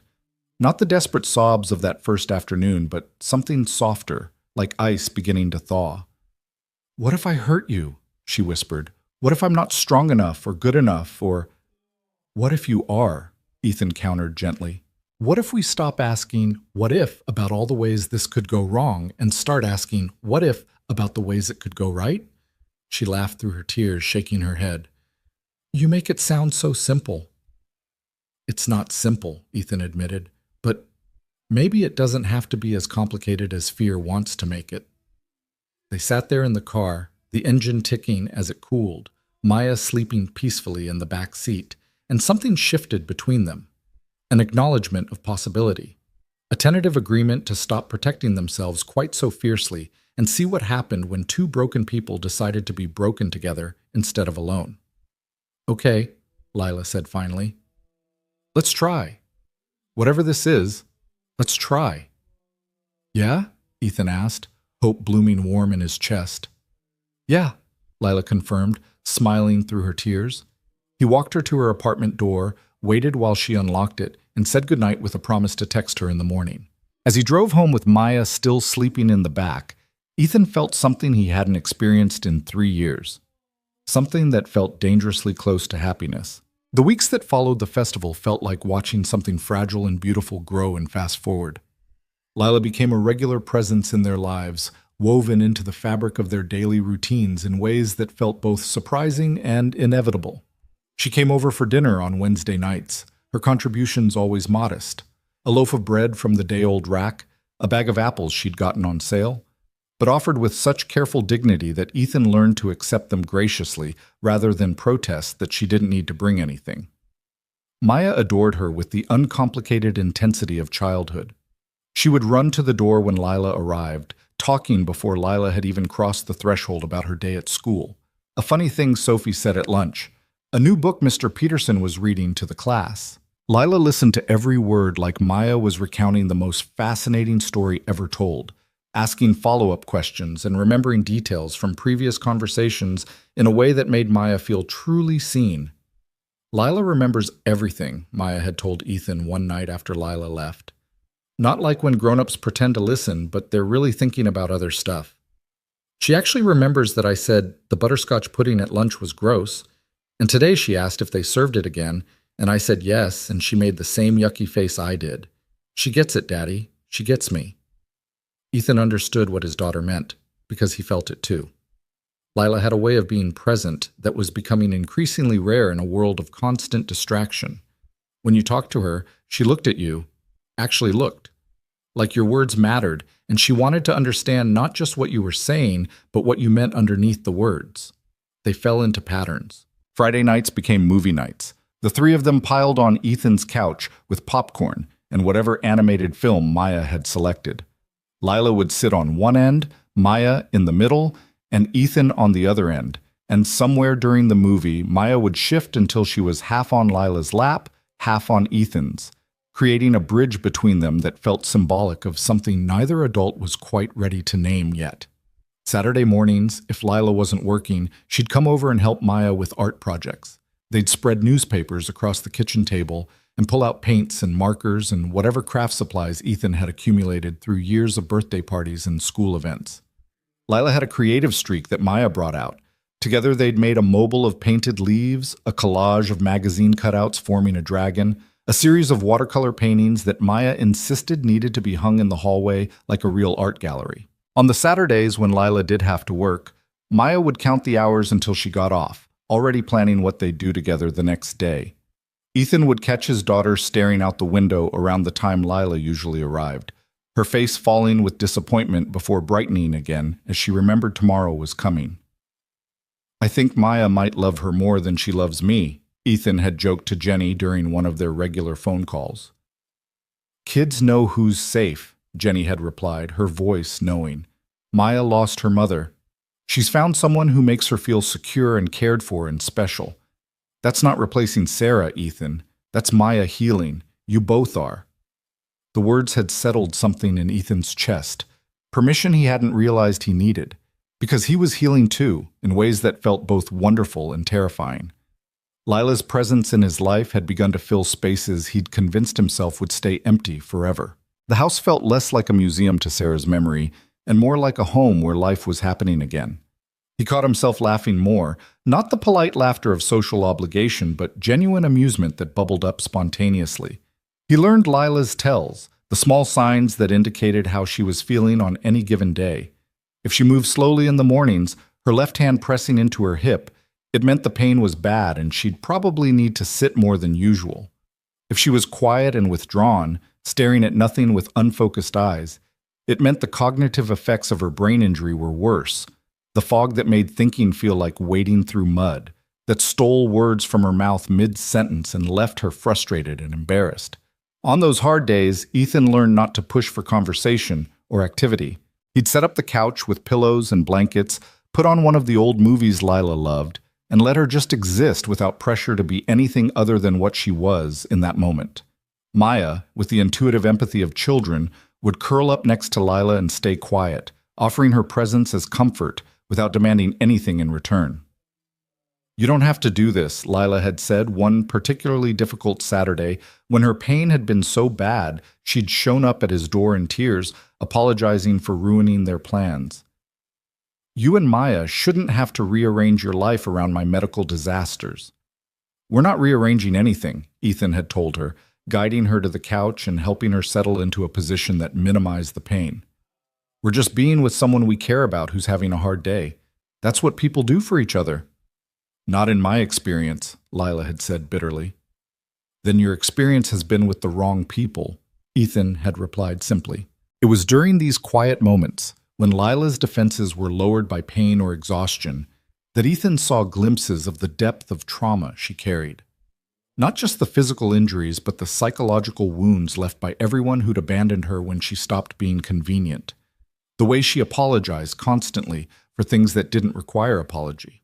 The way she flinched when she thought she'd inconvenienced someone, already bracing for rejection. The way she hoarded food in her purse because years of food insecurity had taught her you never knew when your next meal might come. He'd noticed the food thing one evening when Maya had offered Lila the last cookie from the batch they'd baked, and Lila had wrapped it carefully in a napkin and tucked it into her purse instead of eating it. "You can have it now," Maya had said, confused. "They taste better when they're fresh." "I know, sweetie," Lila had said, her smile not quite reaching her eyes. "But I like to save treats for later. Makes them last longer." But Ethan had seen the truth in the tight set of her shoulders, the way her fingers had trembled slightly as she'd put the cookie away. This wasn't about making treats last. This was about survival instincts developed when you weren't sure where your next meal was coming from, when disability payments and part-time retail wages barely covered rent and medication, when food pantries became regular stops, and every scrap mattered. That night, after Maya had gone to bed and Lila was getting ready to leave, Ethan had packed up the remaining cookies plus some leftovers from dinner and handed her the container. "For later," he'd said simply, cutting off her protest before it started. "I made too much, and it'll go bad if someone doesn't eat it." The look she'd given him, gratitude mixed with shame mixed with relief, had broken something in his chest. No one should have to feel grateful for basic food security. No one should have to wrap cookies in napkins and hide them in purses because they couldn't trust that there would be enough. He'd started being more intentional after that, making sure there were always leftovers when Lila came for dinner, always extra groceries he'd accidentally bought that she could take home. He learned to frame it as her doing him a favor. Maya won't eat this kind of pasta. Can you use it? Or, I grabbed the wrong kind of bread. You'd be helping me out if you took it. Because Lila would accept help if she thought she was helping someone else, even when it was obvious the pretense was exactly that. As November arrived and the days grew shorter, Ethan realized that what had started as simple friendship had evolved into something deeper and more complex. He found himself thinking about Lila at odd moments during the day, wondering if her shift at the pharmacy was going okay, whether her pain was manageable, if she remembered to eat lunch. He kept his phone close, always hoping for one of her random texts, a photo of something interesting she'd seen, a question about what Maya might like for her upcoming birthday, a simple thinking of you that made his whole day brighter. Maya had started referring to their household as we, a pronoun that automatically included Lila. We should go to the library this weekend, she'd say. We need to get a bigger turkey for Thanksgiving because Lila's coming. We could make Halloween costumes together instead of buying them. The easy assumption that Lila was part of their family unit felt simultaneously right and terrifying. Ethan had been so careful for 3 years not to let anyone get too close, not to risk Maya's heart or his own on someone who might leave. But Lila had slipped past his defenses without even trying, and now the thought of her not being in their lives felt unimaginable. He was contemplating this one Thursday evening in early November, loading the dishwasher while Maya did homework at the kitchen table and Lila sat nearby, helping her sound out challenging words in her reading assignment. The domesticity of the scene, the comfortable silence broken only by Maya's occasional questions and Lila's patient answers, felt like something he'd thought he'd lost forever when Sarah died. His phone rang, shattering the peaceful moment. The caller ID showed Richard Sterling, Sarah's father. Ethan's stomach dropped. His in-laws rarely called anymore, the relationship having grown increasingly strained since Sarah's death. Richard and Patricia had never quite forgiven him for surviving when their daughter hadn't, as if grief was a competition he'd somehow won by still being alive. I need to take this, Ethan said, grabbing the phone and stepping into the living room. Hello, Richard. Ethan. His father-in-law's voice was clipped, formal. Patricia and I need to speak with you. It's about Maya. What about her? Ethan asked, already tensing against whatever was coming. We've been hearing things, Richard said, from friends who live in your neighborhood, about a woman who's been spending a considerable amount of time at your house, around our granddaughter. Ethan's jaw tightened. Her name is Lila. She's a friend. A friend, Richard repeated, skepticism dripping from every syllable. Ethan, our granddaughter has already lost her mother. We're concerned about you introducing unstable influences into her life. Unstable influences? Ethan's voice came out harder than he'd intended. You don't know anything about Lila. We know enough, Patricia's voice cut in. She must have been on speakerphone. We know she's significantly younger than you, that she works part-time retail, that she has ongoing medical issues. We know she's been in your home regularly, around Maya, and we're concerned about what kind of example this sets for our granddaughter. The example it sets, Ethan said, his anger building, is that people who've been through hard times deserve kindness and support. That disability doesn't make someone less worthy of friendship and community. We'd like to meet her, Richard interrupted. Before this goes any further, dinner at our house this Sunday. You, Maya, and this Lila person. If she's going to be around our granddaughter, we have a right to know who she is. It wasn't a request. It was a demand wrapped in the veneer of grandparental concern, with the unspoken threat that refusal would have consequences. I'll ask her, Ethan said through gritted teeth, but I won't force her if she's not comfortable. 6 o'clock Sunday, Richard said. Don't be late. The line went dead. Ethan stood in the living room, phone still pressed to his ear, rage and anxiety warring in his chest. He could hear Maya and Lila in the kitchen, their voices a soft murmur of normalcy that felt 1,000 miles away from the ugliness of the phone call. When he returned to the kitchen, both of them looked up. Maya's expression was curious, but Lila's had shuddered completely. She'd heard enough to know the call hadn't gone well. Everything okay? She asked quietly. Can we talk? Ethan said. After Maya goes to bed? Lila nodded, but something had shifted in her posture, that familiar tension returning as she prepared for whatever blow was coming. The next hour felt interminable. They finished Maya's homework, went through the bedtime routine, read the required 2 stories. When Maya finally fell asleep, Ethan found Lila in the living room, perched on the edge of the couch like someone ready to run. "That was Sarah's parents," Ethan said, sitting down next to her. "They've heard that you've been spending time here with Maya. They want to meet you. Dinner on Sunday." Lila's face had gone pale. "They don't want to meet me," she said, her voice flat. "They want to evaluate me, judge whether I'm good enough to be around their granddaughter." "Lila? And I'm not going to pass their evaluation, am I?" She stood up abruptly, starting to pace. "Part-time retail worker with massive medical debt and disability issues. No college degree, no prospects, living in a crappy apartment in the bad part of town. I'm exactly the kind of person rich grandparents don't want around their precious granddaughter." "You're the kind of person who makes Maya light up when you walk in the room," Ethan said firmly. "The kind of person who listens to her stories and remembers details and helps her feel special and loved. That's what matters." "That's not what will matter to them," Lila said, and there was such defeat in her voice it hurt to hear. "I know how this goes, Ethan. I've been the person who wasn't good enough before. I don't think I can do it again." "Then don't come," Ethan said. "I'll tell them you're not available, that it's not their business who I'm friends with or who spends time in my home." "And they'll hold it against you," Lila said. "Against Maya. They'll use it as proof that you're making poor decisions, that maybe their granddaughter isn't safe with you. I've seen it happen, Ethan. Grandparents with money and lawyers who decide the surviving parent isn't fit. I won't be the reason you lose custody of your daughter." The thought hadn't even occurred to him, but now that Lila had voiced it, cold fear settled in his gut.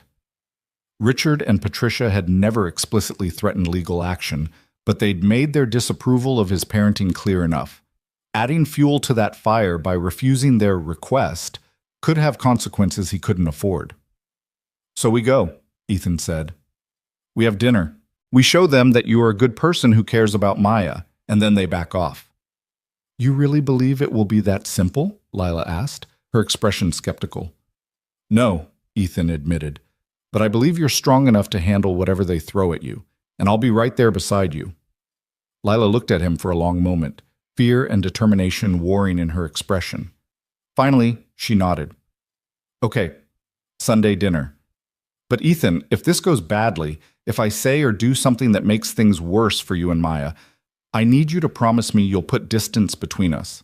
Your relationship with your daughter is more important than whatever this is between us."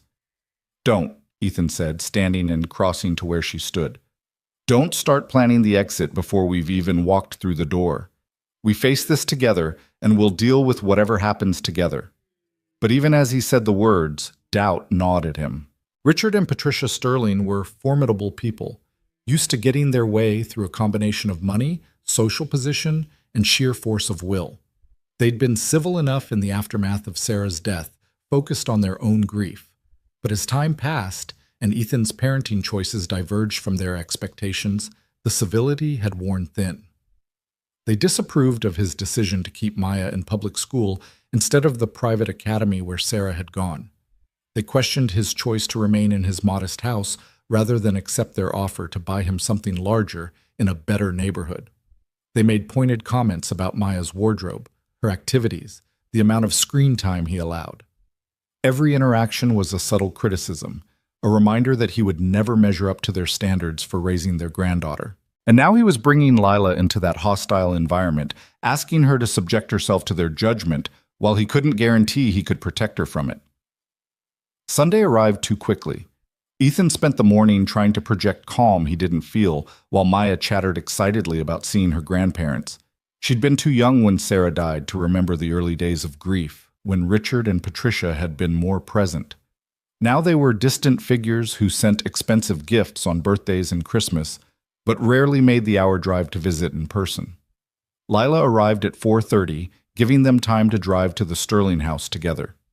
She'd clearly put effort into her appearance, hair neatly styled, wearing a simple blue dress that was probably the nicest thing she owned, minimal makeup that couldn't quite hide the dark circles under her eyes that spoke to a sleepless night. But her hands were shaking as she got into the car, and Ethan reached over to squeeze one gently. "We've got this," he said. I hope you're right, Lila replied, but her voice lacked conviction. The Sterling house was exactly what Ethan had described to Lila, a sprawling colonial in an exclusive gated community, all manicured lawns and expensive cars in circular driveways, old money and older attitudes where worth was measured in country club memberships and prestigious college degrees. Maya pressed her face to the window as they drove through the gate. Wow, she breathed. I always forget how big Grandma and Grandpa's house is. It's very big, Lila agreed, and Ethan heard the nervousness underneath her attempt at normal conversation. Richard answered the door himself, tall and silver-haired in expensive casual wear that probably cost more than Lila's monthly rent. His smile for Maya was genuine, but his eyes went cold when they landed on Lila. You must be Lila, he said, extending his hand with the warmth of someone greeting a door-to-door salesman. Richard Sterling. It's nice to meet you, Lila said, shaking his hand despite the obvious lack of welcome. Patricia appeared behind her husband, impeccably dressed and coiffed, her expression a masterclass in polite disdain. Come in, she said. Dinner will be ready shortly. The house was as intimidating inside as outside. High ceilings, expensive art, furniture that looked like it belonged in a museum rather than a home. Maya skipped ahead to the sunroom where her grandparents kept a toy box for her visits, oblivious to the tension crackling through the adults. Drinks? Richard offered, moving to a bar cart that probably held liquor worth more than Ethan's car. Water is fine, Lila said quickly. Wine for me, Ethan said, deciding he needed fortification for whatever was coming. They made excruciating small talk in the living room, Richard asking pointed questions about Lila's background, Patricia making observations about the neighborhood Lila lived in with barely concealed horror. Lila answered everything with careful honesty, her posture growing more rigid with each question that felt more like an interrogation than conversation. And you work in retail? Patricia asked, the word retail pronounced like it tasted bad. Part-time at Riverside Pharmacy, Lila confirmed. It's flexible around my medical appointments. Yes, Ethan mentioned you have ongoing health issues, Richard said. Nothing contagious, I hope. The question was so outrageously rude that Ethan nearly choked on his wine. But Lila just smiled tightly and said, No, nothing contagious, chronic pain and mobility issues from a car accident 4 years ago. How unfortunate, Patricia said in a tone that suggested she found it more inconvenient than unfortunate. Dinner was a carefully orchestrated nightmare. Patricia had prepared an elaborate meal clearly designed to showcase the gulf between her world and Lila's. Multiple courses, expensive wine, foods that required specialized knowledge to eat properly. Ethan watched Lila navigate the array of silverware and crystal glasses with growing anxiety, saw her hands tremble slightly as she tried to remember which fork was for which course. Maya, blessedly, filled the silences with cheerful chatter about school and her friends and the Halloween costume Lila had helped her create. But even Maya's enthusiasm couldn't fully dispel the oppressive atmosphere of judgment that permeated the room. So Lila, Richard said as they finished the main course, what are your intentions regarding my son-in-law and granddaughter? The question landed like a bomb in the middle of the table. Ethan's fork clattered against his plate. Richard, he said, his voice tight with anger. It's a fair question, Richard continued, his eyes never leaving Lila. You've been spending significant time in their home, around a young child who's already experienced profound loss. We simply want to understand what role you see yourself playing in their lives. Lila's face had gone white, but she met Richard's gaze directly. I see myself as their friend, she said quietly. Someone who cares about both of them and wants to support them however I can. And when your health issues interfere, like Patricia asked? When Maya becomes attached to you and then you're unable to be present because of medical crises, have you considered how that might affect a child who's already lost her mother? That's enough, Ethan said, his voice sharp enough that Maya looked up from her plate with worried eyes. We're simply trying to protect our granddaughter, Richard said. Surely you can understand our concern about exposing her to instability. Lila is not instability, Ethan said firmly. She's been nothing but kind and supportive and wonderful with Maya. This interrogation is completely inappropriate. Is it? Patricia set down her wine glass with careful precision. Because from where we sit, It appears you're introducing Maya to a woman with significant medical and financial baggage, someone who works part-time retail and lives in a dangerous neighborhood. Is that really the kind of influence you want in your daughter's life?" The contempt in her voice, the casual cruelty of reducing Lila to her worst circumstances and calling them baggage, made Ethan's vision narrow with rage. But before he could respond, Lila spoke. "You're right," she said quietly. Everyone turned to stare at her. "Lila," Ethan started, but she held up a hand to stop him. "You're right," she repeated, looking at Patricia. "I do have medical issues that sometimes interfere with my life. I do work part-time in retail because that's all my body can handle. I do live in an apartment in a struggling neighborhood because that's what I can afford on disability payments. All of that is true."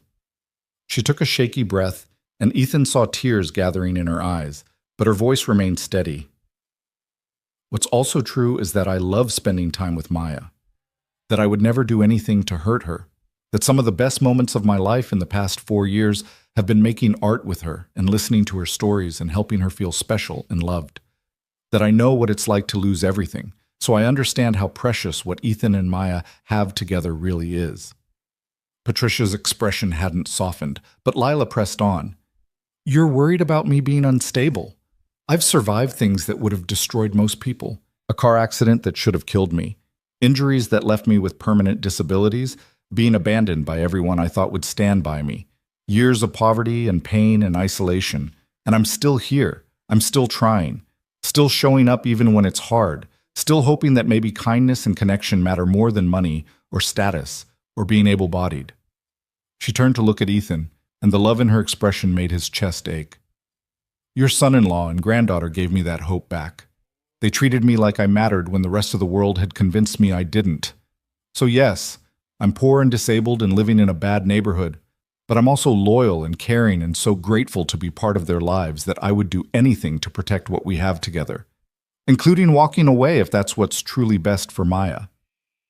The silence that followed was deafening.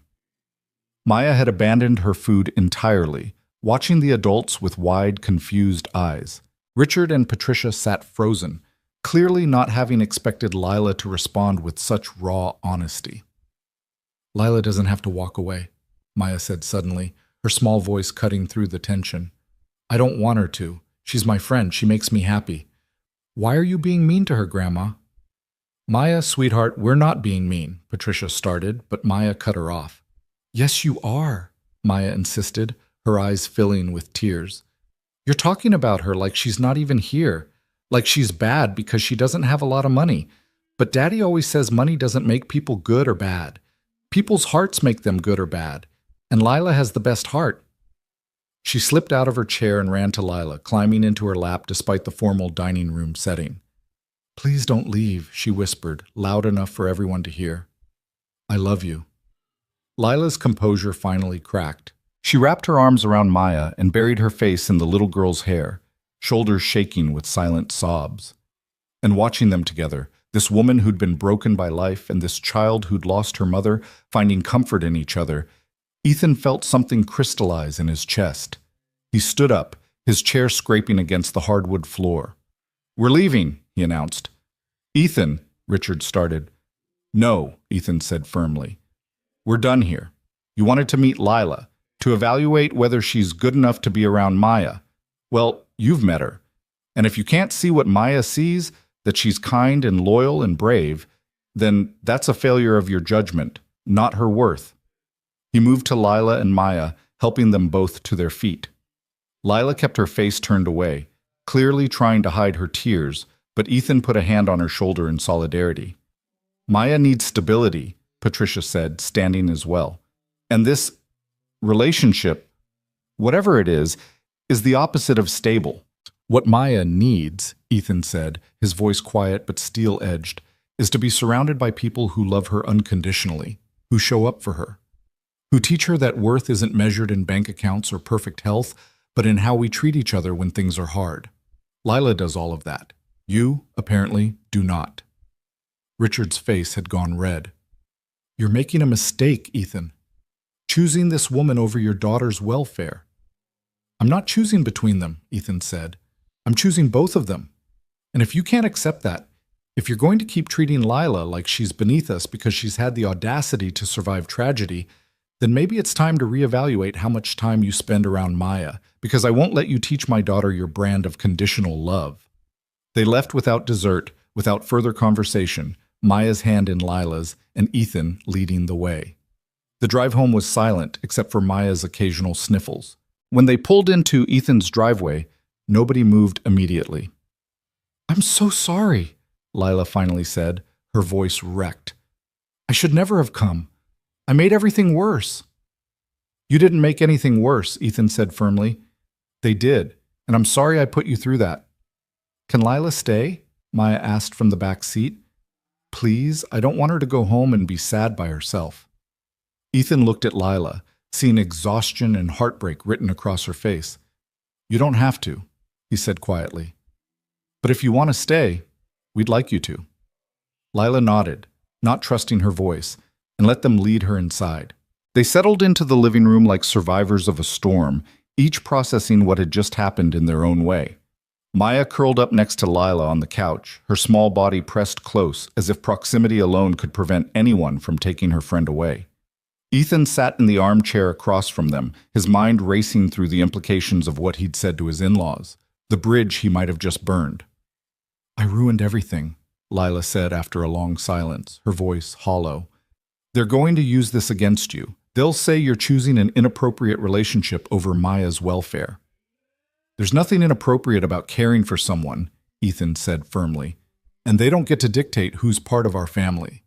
"But they're her grandparents," Lila pressed. "They have rights, money, lawyers. What if they—" "They won't," Ethan interrupted, though he couldn't quite suppress the threat of doubt in his own voice. "Richard and Patricia are many things, but they're not cruel enough to try to take Maya from me.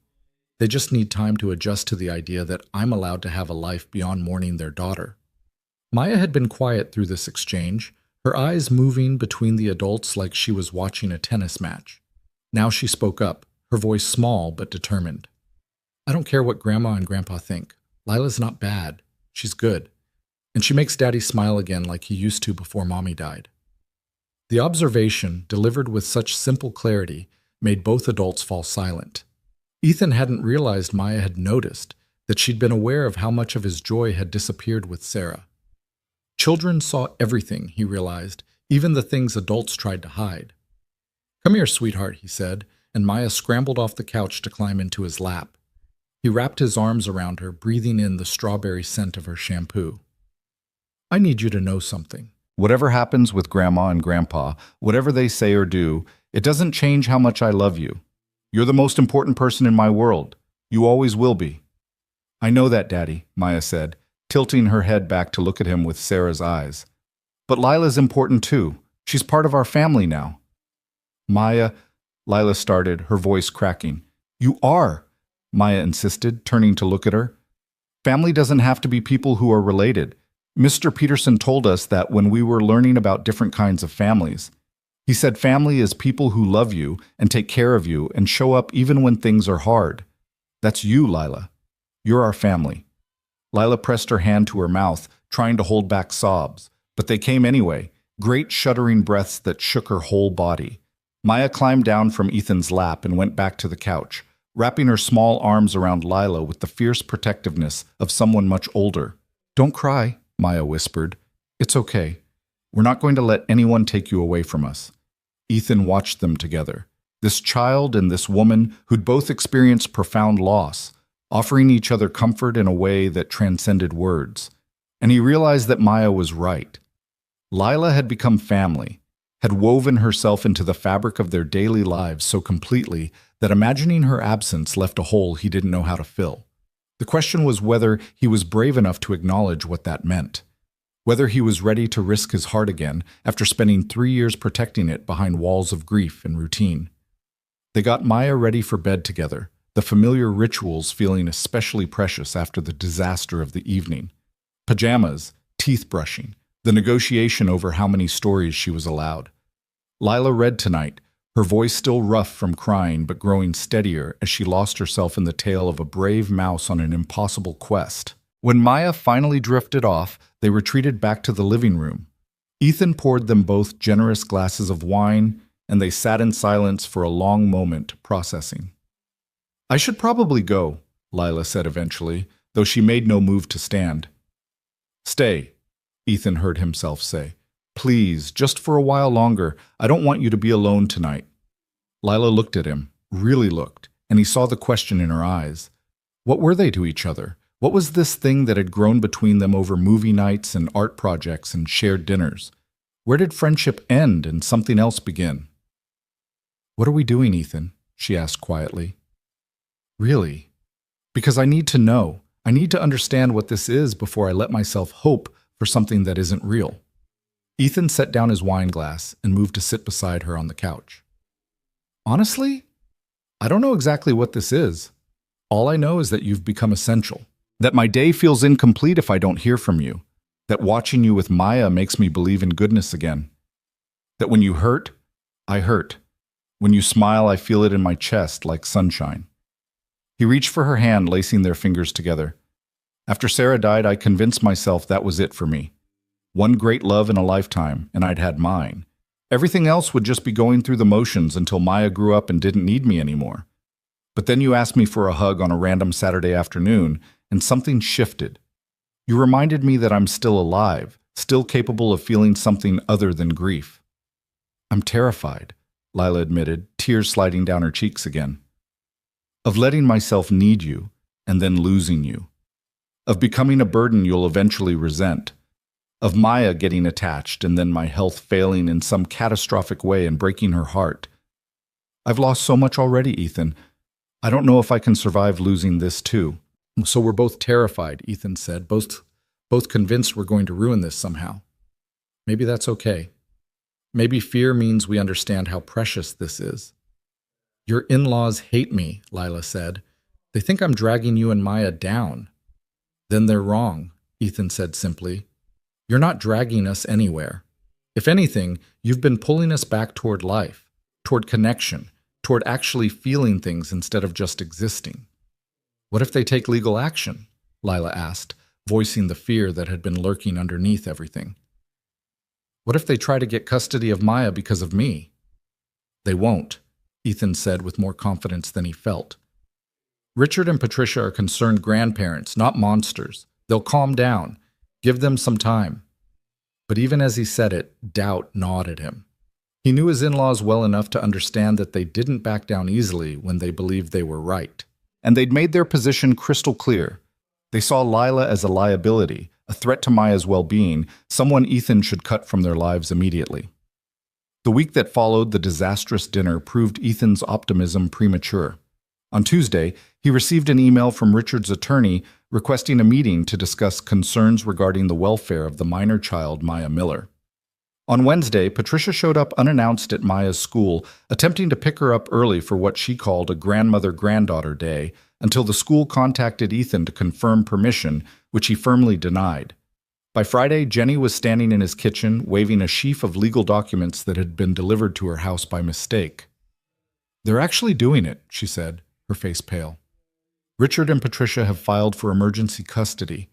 They're claiming you're in an unstable relationship with someone who poses a risk to Maya's emotional and physical well-being." The words hit like a physical blow. Ethan sank into a chair, the room tilting around him. "They can't. They have no grounds. They have money and lawyers and affidavits from neighbors who witnessed Lila coming and going from your house at all hours," Jenny said, reading from the documents. "They're painting it as you prioritizing a romantic relationship over your daughter's needs. They're using Lila's medical history, her financial situation, even her age against you." "This is insane," Ethan said, his hand shaking as he took the papers from Jenny. "Lila has been nothing but good for Maya, for both of us." "I know that," Jenny said gently, "but courts care about stability and established norms. A widowed father introducing his young daughter to a new romantic partner with significant health and financial issues, refusing to listen to the grandparents' concerns, they're going to frame that as impulsive and potentially harmful." "It's not romantic," Ethan protested, then stopped. "Was it?" They'd been so careful not to label what was happening between them, to keep everything in the safe territory of friendship, even as the feelings grew deeper and more complicated. "Ethan," Jenny said carefully, Are you in love with her? The question hung in the air. Ethan thought about Lila's laugh, the way she listened to Maya's stories like they were the most important thing in the world, how she brought light into the gray spaces his grief had created. He thought about her courage in surviving circumstances that would have destroyed lesser people, her kindness despite having every reason to be bitter, the way his chest felt lighter when she was near. Yes, he said quietly. I think I am. Then you need to tell her, Jenny said, because this is about to get ugly, and she deserves to know what she's walking into, what you're willing to fight for. But when Ethan called Lila that evening, when he tried to explain about the custody filing and the legal battle that was coming, she went very quiet on the other end of the line. This is my fault, she said finally. I'm the reason they're doing this. If I just step back, if I'm not in the picture anymore, they'll drop it. Lila, no. Think about it, Ethan, she interrupted, her voice eerily calm. What's more important, me being in your life or you keeping custody of your daughter? Because those might be mutually exclusive now, and we both know which one has to win. Don't do this, Ethan said, panic rising in his chest. Don't make this choice for us. Someone has to, Lila said, and he could hear tears in her voice now. Someone has to be rational instead of hopeful. I love Maya too much to be the reason she loses her father. I love you too much to watch you sacrifice your daughter for me. You love me? Ethan asked, latching onto the word she'd let slip. A long pause. Yes, Lila whispered. I love you. I've loved you since that first hug, I think. Since you looked at me like I was a person worth seeing instead of a problem to avoid. But love isn't enough, Ethan. Not when it costs a little girl her home and her stability. So what are you saying? Ethan asked, though he already knew, could feel the answer coming like a wave he had no way to stop. I'm saying I need to step back, Lila said, her voice breaking. I can't see you or Maya anymore. I can't be the weapon your in-laws use to take her from you. It's better if I just disappear, let things settle down, give you the chance to fight this without me being ammunition against you. That's not better, Ethan said desperately. That's not better for anyone. It's better for Maya, Lila said firmly. And she's what matters most. We both know that. Lila, please. I'm sorry, she whispered. I'm so sorry. Tell Maya I love her. Tell her this isn't her fault, that she's the best thing that's happened to me in years. Tell her... Her voice broke completely. Tell her I wish I could have been strong enough to stay. The line went dead. Ethan stood in his kitchen, phone still pressed to his ear, and felt something inside him shatter. He tried calling back, texted, sent emails. All of it went unanswered. By Saturday morning, when he drove to Lila's apartment building against his better judgment, her neighbor informed him that she'd left early that morning with a suitcase, wouldn't say where she was going or when she'd be back. She'd really done it, really walked away, chosen sacrifice over fighting, convinced herself that her absence would fix everything. Maya took it the hardest. When Ethan told her that Lila needed some time away, that she wouldn't be coming over for a while, his daughter's face had crumpled in a way that reminded him painfully of those first terrible months after Sarah's death. Did I do something wrong? Maya asked, her voice small. Is she mad at me because of what happened at Grandma and Grandpa's house? No, sweetheart, Ethan said, pulling her into his arms. You didn't do anything wrong. This is complicated adult stuff that has nothing to do with you. But I told her I loved her, Maya said, crying into his shoulder. I said she was family, and now she left just like everyone else who loves us leaves. The observation cut deeper than anything his in-laws had said, because Maya was right. In her short life, people she loved had a habit of disappearing. Her mother had died. Grandparents who should have been present kept their distance. Friends from preschool had moved away. And now Lila, who'd promised to come to the fall festival and had kept every promise since, had vanished without explanation. She didn't want to leave, Ethan tried to explain. She thought she was protecting us. That's stupid, Maya said with the blunt honesty of childhood. You protect people by staying with them, not by going away. That's not protection. That's just being sad and alone. Out of the mouths of babes, Ethan thought, his 7-year-old daughter had understood in seconds what Lila's trauma had convinced her was necessary, that disappearing didn't protect anyone. It just spread the pain around differently. The preliminary custody hearing was scheduled for 3 weeks out. Ethan hired a lawyer, a sharp woman named Monica Chen, who specialized in family law and came highly recommended by Jenny's network. Monica was optimistic but realistic. "They don't have much of a case," she told him during their first meeting. "You're a fit parent. Maya is thriving. There's no evidence of neglect or abuse. But they have resources, and they're painting a narrative about impulsive decisions and putting your love life before your daughter's needs. If we can show stability, routine, that you've made thoughtful choices in Maya's best interest, we'll be fine." "And Lila?" Ethan asked. "If I'm honest that I care about her, that I want her in our lives." Monica had considered this carefully.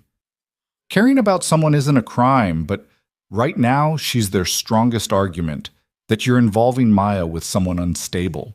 If she's not in the picture, if you can show you put Maya first by maintaining distance, it weakens their position considerably. So the strategy became clear. Pretend Lila had been a brief lapse in judgment. Minimize her importance.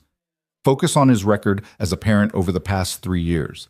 Show the court that he was stable, thoughtful, putting Maya's needs above everything else. It meant lying about what Lila meant to him, to them. It meant reframing their connection as something casual and insignificant rather than the lifeline it had actually been. It meant winning by pretending to agree with Richard and Patricia that Lila was exactly what they'd accused her of being, a mistake he'd corrected. The thought made Ethan sick. But every time he considered refusing, he looked at Maya and knew he'd do whatever it took to keep her, even if it meant betraying the woman he loved. 2 weeks before the hearing, Maya stopped eating properly. She pushed food around her plate, claiming she wasn't hungry, that her stomach hurt, that nothing tasted good. Dark circles appeared under her eyes from nightmares she wouldn't talk about. Her teacher called to say Maya had been crying at school, couldn't focus on her work, kept asking if people could disappear without warning. "She's processing abandonment trauma," the school counselor explained when Ethan came in for an emergency meeting. First her mother's death, now the sudden departure of another significant female figure.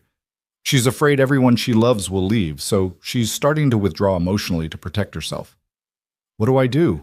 Ethan asked, feeling helpless. "Consistency. Routine. Reassurance that you're not going anywhere. And honestly, Mr. Miller, if this Lila person was as important to Maya as it seems, finding a way to explain her absence in terms that make sense might help. Children need closure." But how could he provide closure when he didn't have it himself?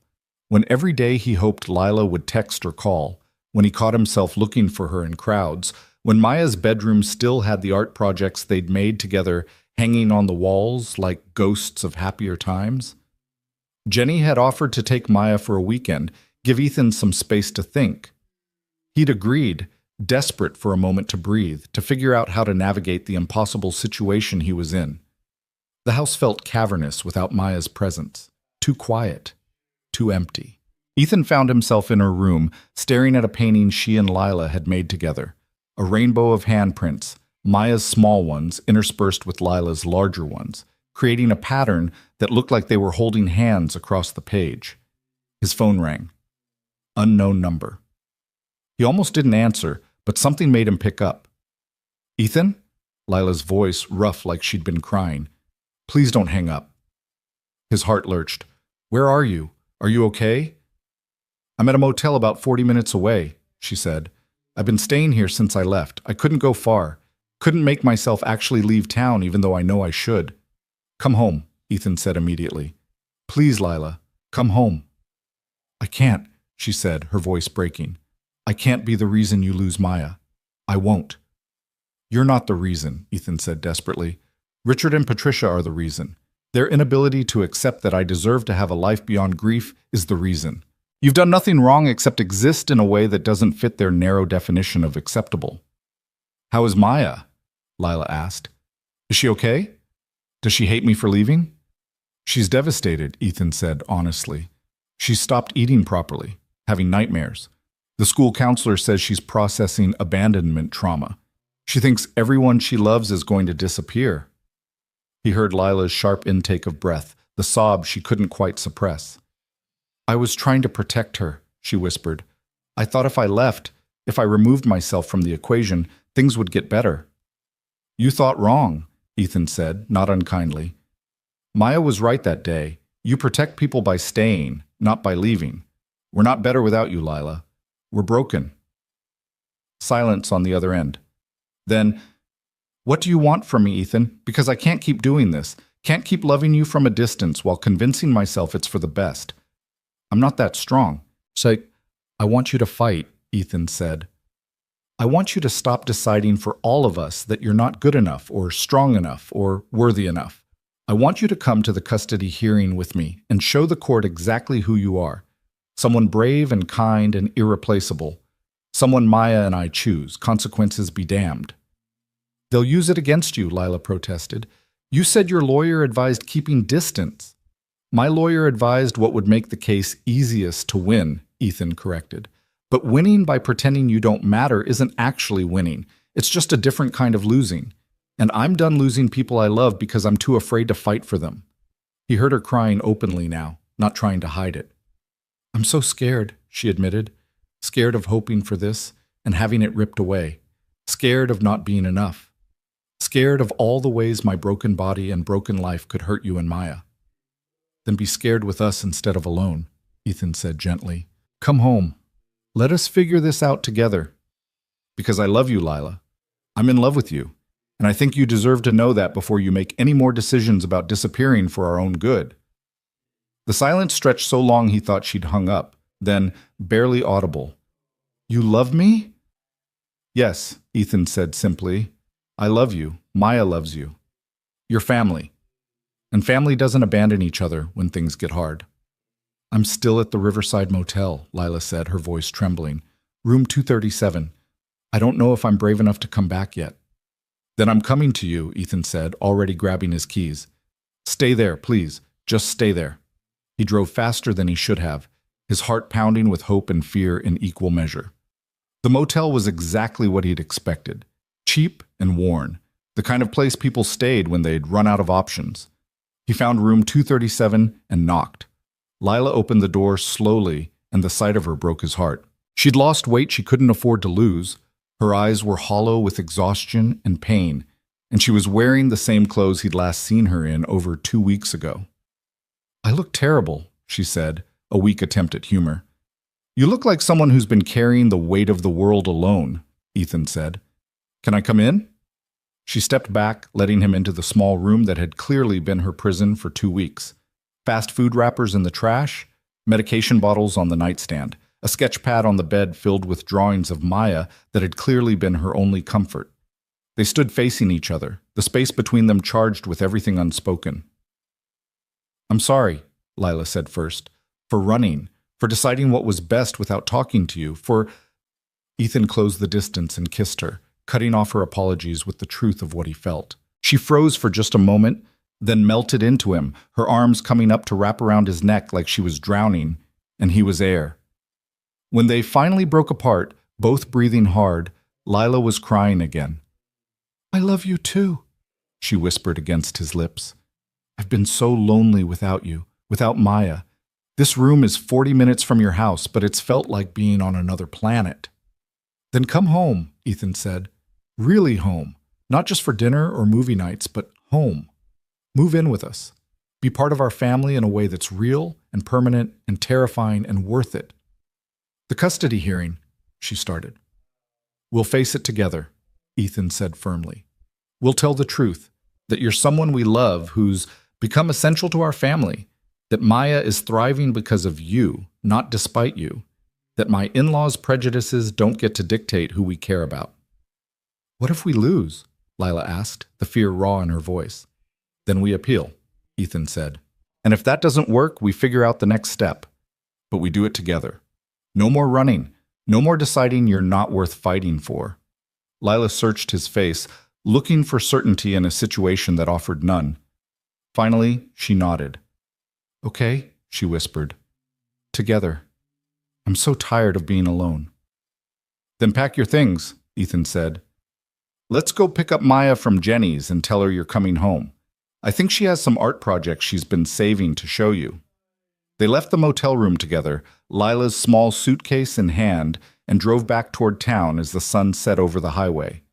The custody hearing loomed ahead, Richard and Patricia's judgment waiting to fall. But for the first time in 2 weeks, the weight didn't feel quite so crushing, because they were facing it together. And maybe that would be enough. The reunion with Maya was everything Ethan had hoped for, and more. When they arrived at Jenny's house and Maya saw Lila getting out of the car, she'd frozen for just a moment, as if afraid to believe what her eyes were telling her, before running full speed across the lawn and launching herself into Lila's arms with enough force to nearly knock them both over. "You came back," Maya sobbed into Lila's shoulder. "You came back, you came back, you came back." "I'm so sorry I left," Lila said, holding Maya tight while tears streamed down her own face. "That was wrong. I should never have gone away without talking to you first. I was scared and I made a mistake." "Don't leave again," Maya demanded, pulling back just enough to look Lila in the eyes with the fierce intensity only children can manage. "Promise me. Even if you're scared, even if things are hard, you have to promise you won't leave again." Lila glanced at Ethan, who nodded his encouragement. "I promise," she said to Maya. "No more running away. We face hard things together from now on." "Good," Maya said, satisfied. Then she grabbed Lila's hand and started pulling her toward the house. "Come on, I made you something. I've been working on it every day since you left, and Aunt Jenny said it was very therapeutic, which I think means it helped me not be so sad." Jenny met them at the door, taking in the scene with the knowing eyes of someone who'd seen this coming from the beginning. She hugged Lila without hesitation, whispering something in her ear that made Lila nod and squeeze her back gratefully. What Maya had made turned out to be a drawing, but calling it just a drawing didn't capture the emotional weight of what Ethan saw when his daughter proudly held it up. She'd used every color in her marker set to create 3 figures holding hands: a tall man with dark hair, a little girl with curls, and a woman with long dark hair. Above them, she'd written in her careful second-grade handwriting, "Our family." "See?" Maya said, pointing to each figure. "That's Daddy, that's me, and that's you, Lila, because you're part of our family, and families stay together."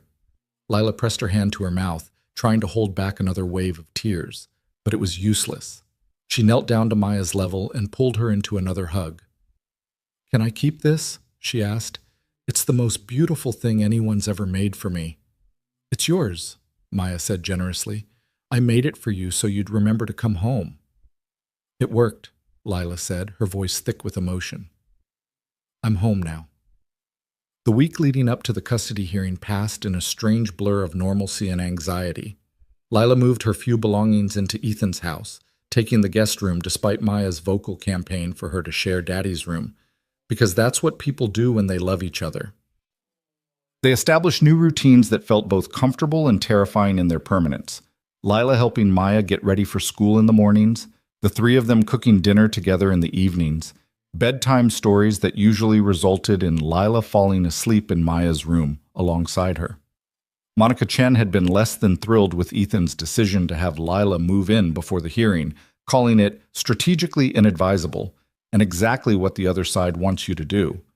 But when she met Lila in person, when she saw the 3 of them together and watched Maya's face light up every time Lila entered a room, her stance had softened slightly. "Okay," Monica had said after spending an evening at their house preparing testimony. "I see it. I see what you're fighting for. It's still going to be an uphill battle, but at least now I understand why you're willing to climb it."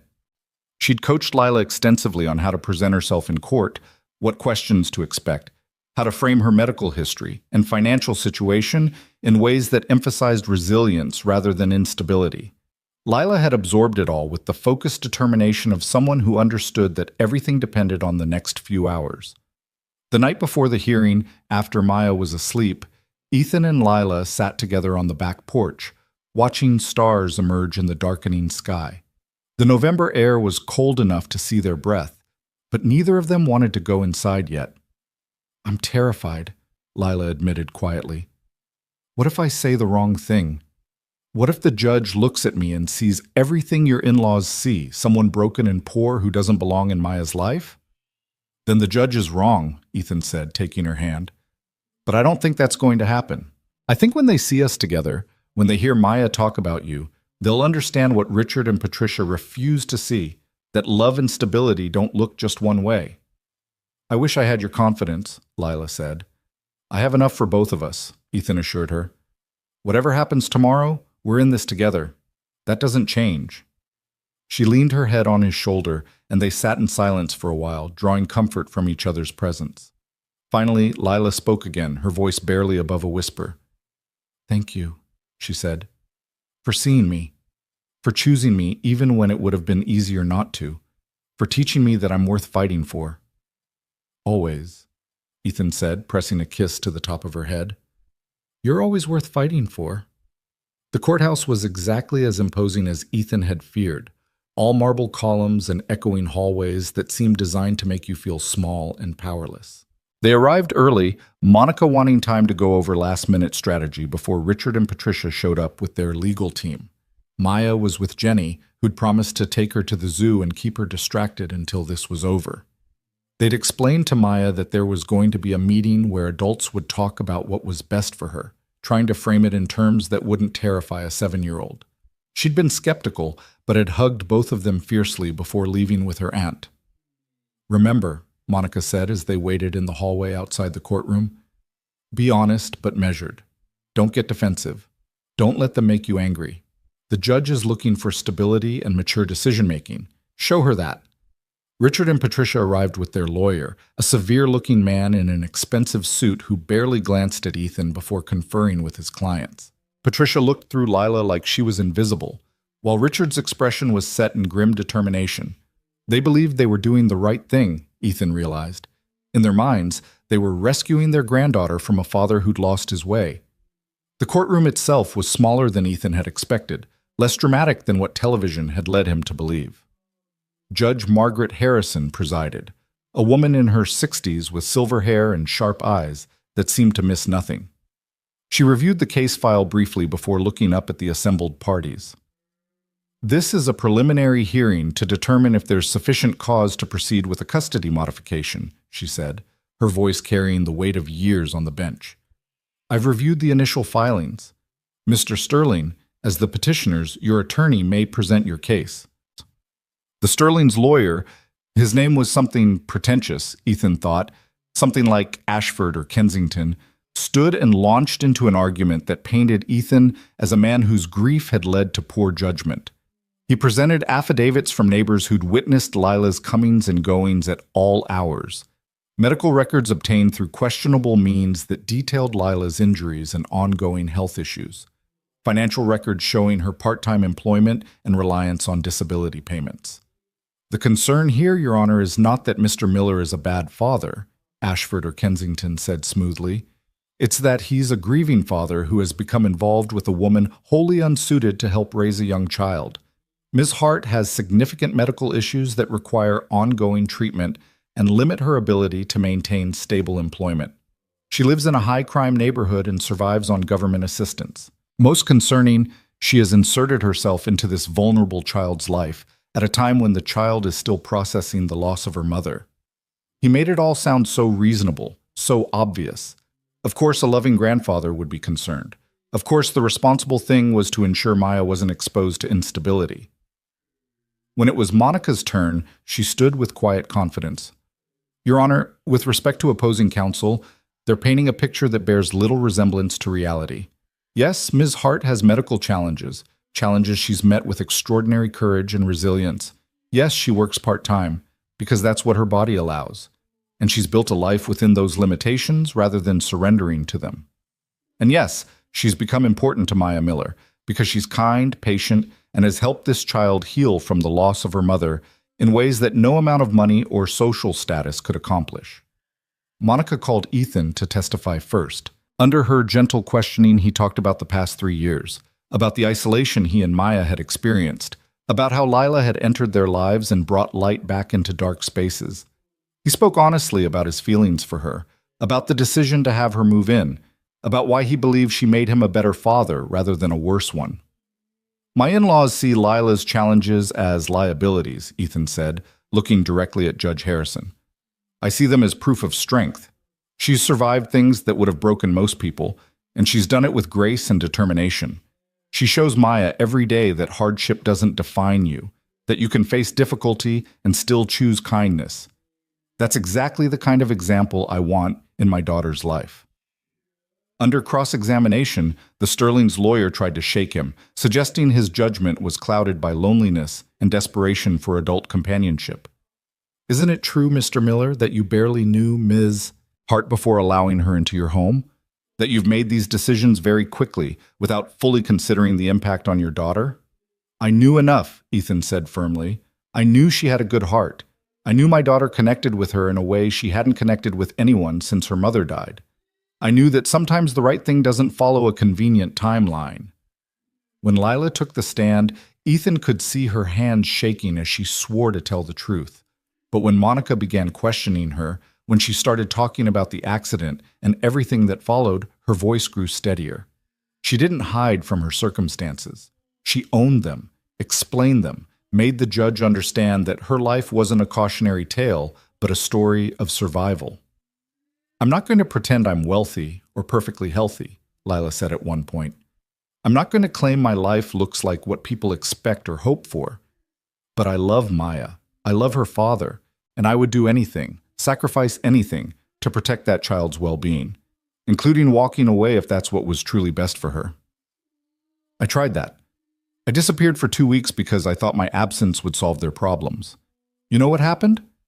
Maya stopped eating properly, started having nightmares.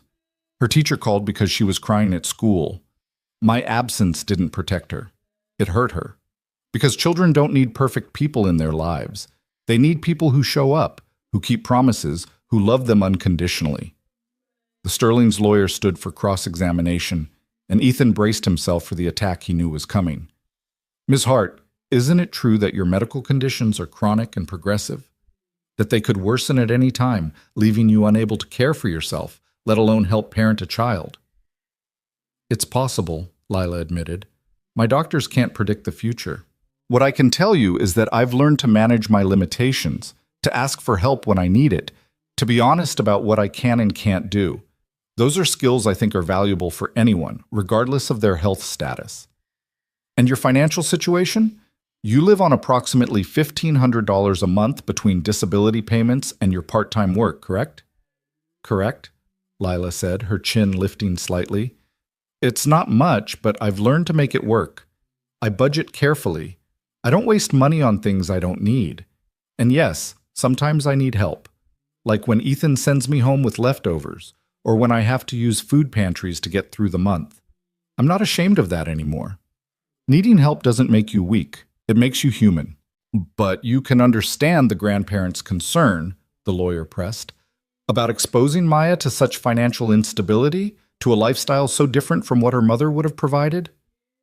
This was the moment, Ethan realized, where Lila could either crumble or stand firm.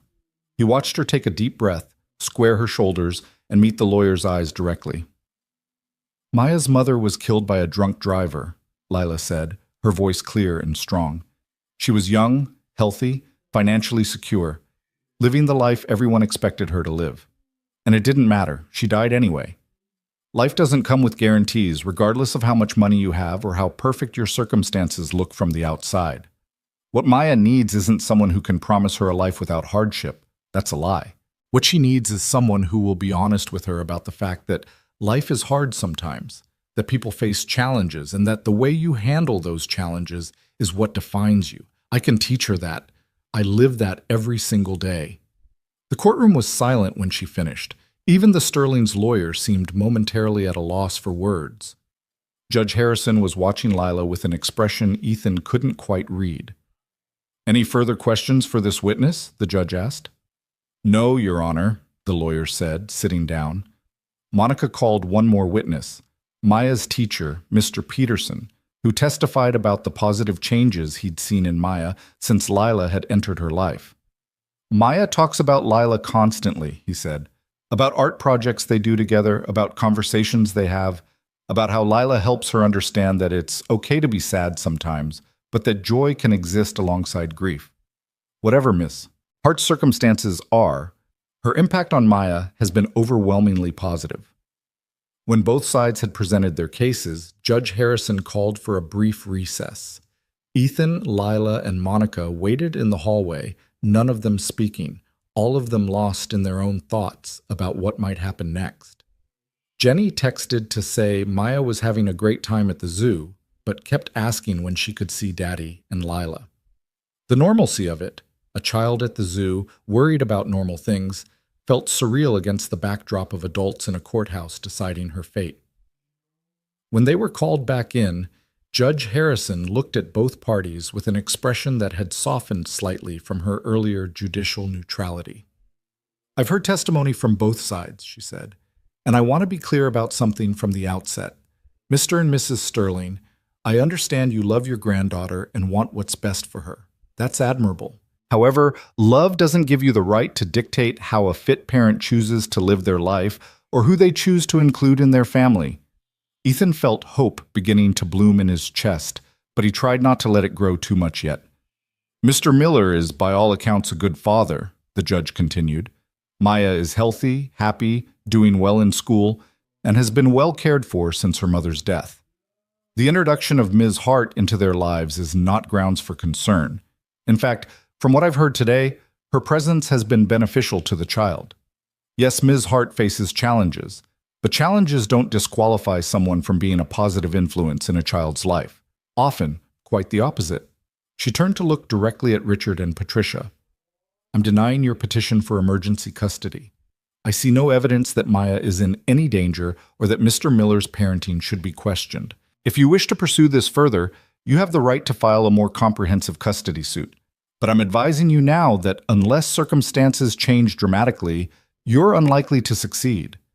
Richard's face had gone red with anger, but Patricia looked more thoughtful, her eyes moving between Ethan and Lila with something that might have been the beginning of understanding. "Furthermore," Judge Harrison said, "I'm going to strongly recommend that all parties consider family mediation. You're all connected through Maya, and she deserves to have relationships with her grandparents that aren't poisoned by legal battles. Find a way to coexist peacefully, if not for your own sakes, then for hers." She rapped her gavel once. "This hearing is concluded." For a moment, Ethan couldn't quite process that it was over, that they'd won. Then Lila grabbed his hand, squeezing so tight he could feel her trembling, and reality crashed back in. Monica was smiling, collecting her papers with the satisfied air of someone who'd expected this outcome. Across the aisle, the Sterling's lawyer was conferring with Richard and Patricia in low, urgent tones. "Let's get out of here," Monica said quietly, "before they decide to say something everyone will regret." They were halfway down the courthouse steps when Patricia's voice called out behind them.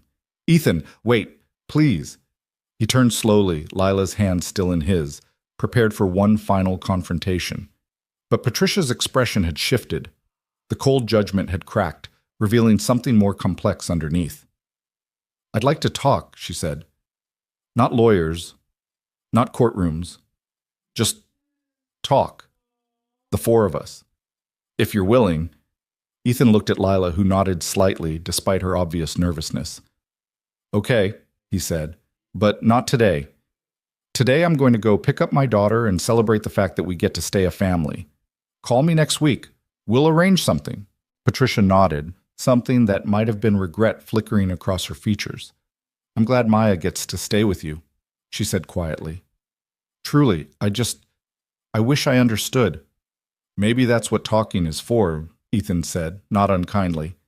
"Understanding."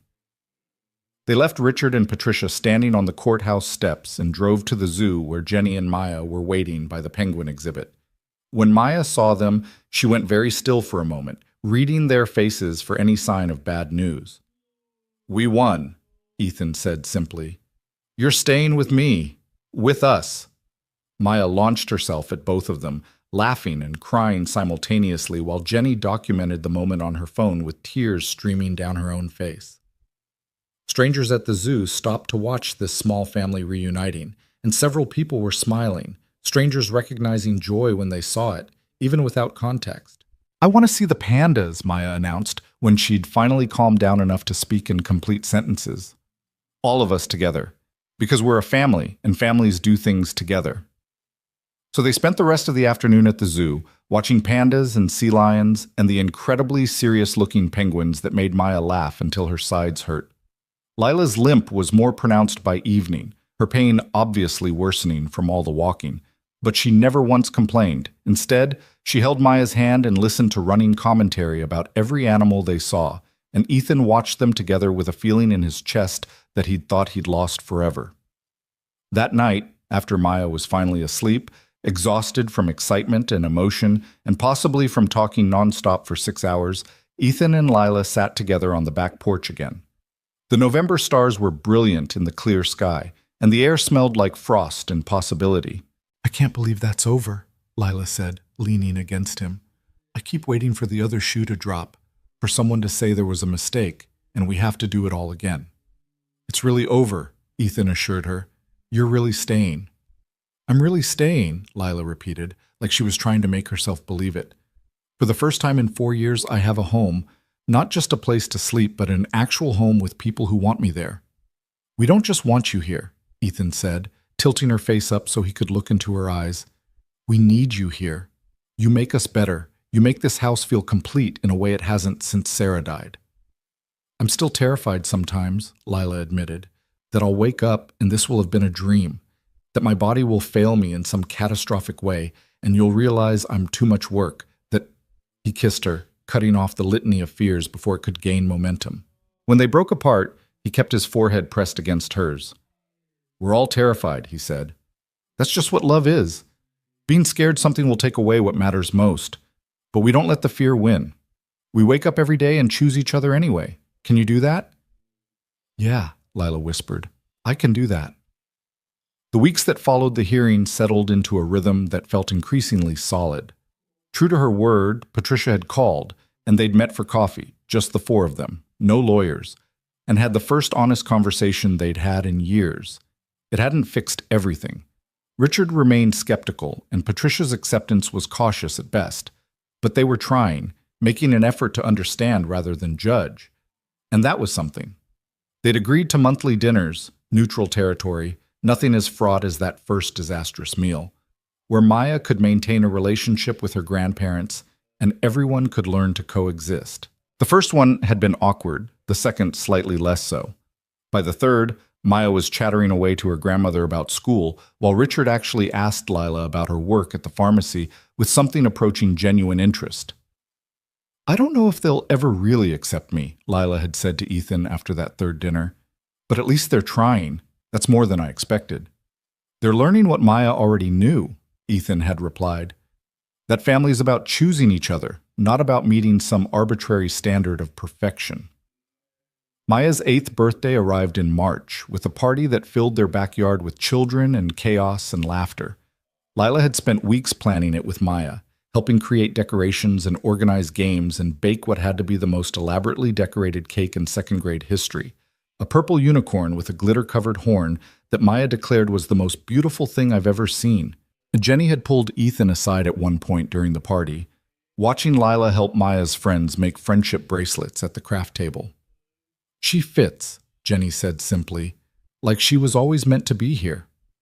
"I know," Ethan said, and the knowledge sat warm and certain in his chest.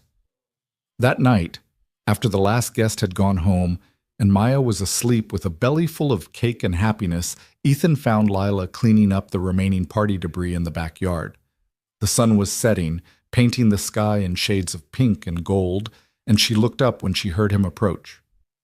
"I've been thinking," he said, taking her hand, "about something I want to ask you."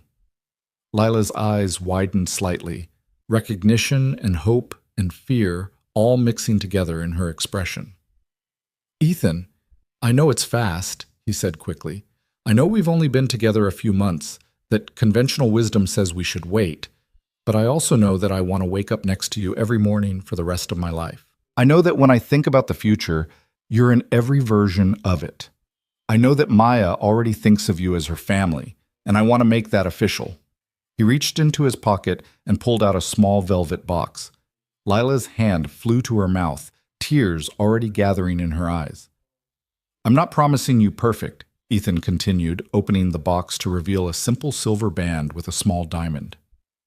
"I can't promise that our lives will be easy, or that we won't face challenges, or that everything will work out exactly how we hope.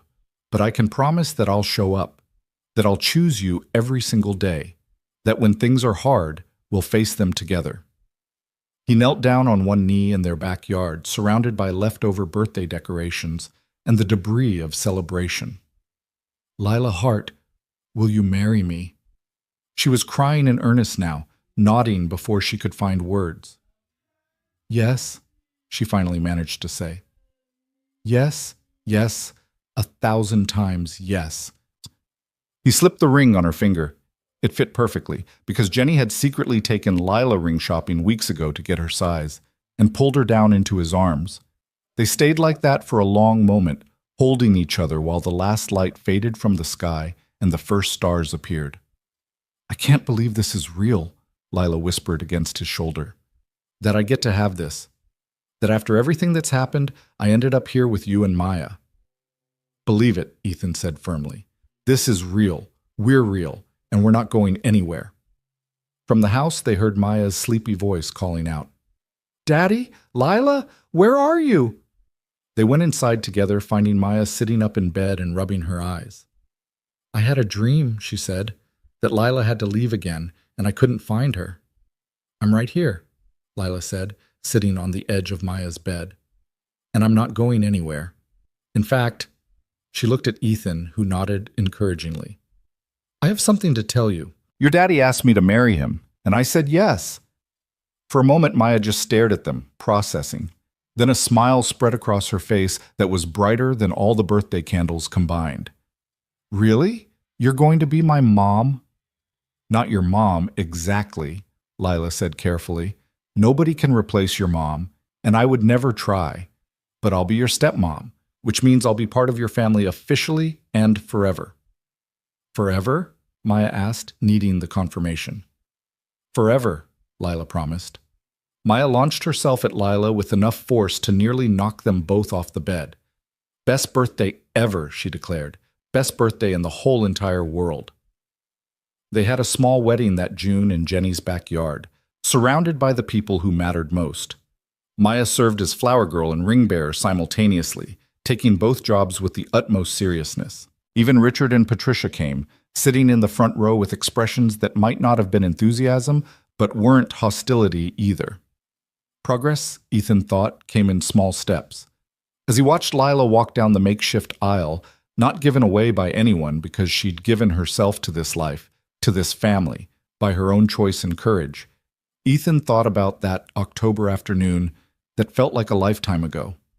A stranger asking for a hug, a moment of vulnerability and honesty that had changed everything. "Can you give me a hug, please?" she'd asked, trembling and desperate and brave beyond measure. And he'd said yes. Such a simple word, such a profound choice.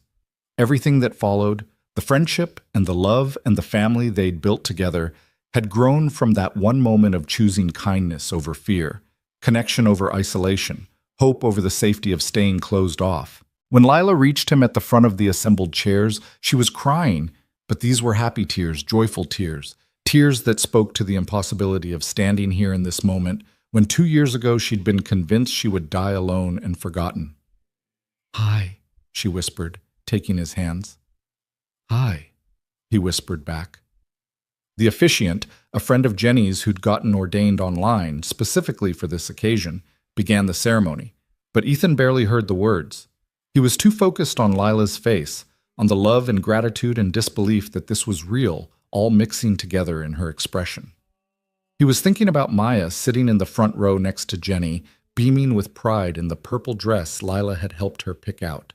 He was thinking about how family was something you built through choice and commitment, not just something you were born into. "I do," he said when it was his turn. "I do," Lila echoed, her voice steady despite the tears. And when the officiant pronounced them married and told him he could kiss his bride, Ethan pulled Lila close and kissed her like she was air and he'd been drowning for years, which he supposed he had been. They both had been. And somehow, impossibly, they'd found each other in the wreckage and decided to build something new. The reception was simple, barbecue and cake and dancing under string lights as the sun set. Maya monopolized Lila's attention for most of the evening, insisting on no fewer than 5 dances and asking repeatedly if she could call her Mom now, or if that was still too soon. You can call me whatever feels right to you, Lila told her during one of their dances. Mom, Lila, or something in between, whatever you choose is perfect. I think I want to try Mom, Maya said thoughtfully, and see how it feels. Is that okay? That's more than okay, Lila said, her voice thick with emotion. That's the greatest honor anyone could give me. As the evening wound down and guests began to leave, as Maya finally fell asleep on a pile of coats in Jenny's guest room and the last of the string lights were unplugged, Ethan and Lila stood together in the quiet aftermath of celebration. We did it, Lila said softly. We actually did it. Did you doubt we would? Ethan asked. Every single day until today, Lila admitted. But I'm starting to believe now that this is real, that I get to keep it. You get to keep it, Ethan assured her, because I'm never letting you go. They drove home with Maya sleeping in the back seat, the simple gold bands on their fingers catching the streetlight as Ethan reached over to take Lila's hand. Tomorrow they'd start their life as an officially married couple, would navigate all the mundane and extraordinary moments that made up a shared existence. But tonight, driving through the quiet streets with his daughter and his wife, Ethan felt something he hadn't felt in years. Complete, whole, home. And it had all started with a hug, with a stranger brave enough to ask for what she needed, and someone choosing to say yes when it would have been easier to walk away. Sometimes, Ethan thought as he pulled into their driveway, the most extraordinary things began with the simplest acts of kindness. A hug freely given, a hand extended, a door opened when someone knocked. He looked at Lila, at this woman who'd survived so much and still chose courage over fear, love over safety, hope over despair. And he thought about all the people who'd told them this wouldn't work, that they were moving too fast, that Lila's challenges would be too much, or that grief had clouded his judgment. They'd all been wrong. Not because life was suddenly perfect, or because challenges had disappeared, but because they'd learned what Maya had understood from the beginning, that love isn't about perfect circumstances or ideal timing. It's about showing up, staying present, choosing each other again and again, especially when things are hard. As they carried their sleeping daughter inside and tucked her into bed, as they finally collapsed onto their own bed, exhausted and happy and married, Ethan pulled Lila close and felt her settle against him like she'd always belonged there. Thank you, he whispered into the darkness. For what? Lila asked sleepily. For being brave enough to ask for a hug that day, Ethan said, for giving us the chance to find each other. Lila was quiet for a moment, then he felt her smile against his shoulder. Thank you for saying yes, she whispered back, for seeing me when everyone else looked away, for choosing us. Always, Ethan promised. Every single time I'll choose us. And he meant it. Through whatever came next, good days and bad days, health and sickness, wealth and poverty, he would choose this family they'd built from hope and courage and one small act of kindness on an autumn afternoon. The woman who'd asked a stranger for a hug was sleeping peacefully beside him now, wearing his ring and his last name, safe and loved and home. And in the room down the hall, their daughter, his by blood, theirs by choice, was dreaming of rainbows and unicorns and a future filled with the kind of love that showed up and stayed. It was more than enough. It was everything. And it had all begun with someone being brave enough to ask for what they needed, and someone else being kind enough to give it. In the end, that was the story Ethan would tell when people asked how he and Lila met. Not the dramatic parts about custody battles and in-laws and overcoming prejudice, just the simple truth of that first moment.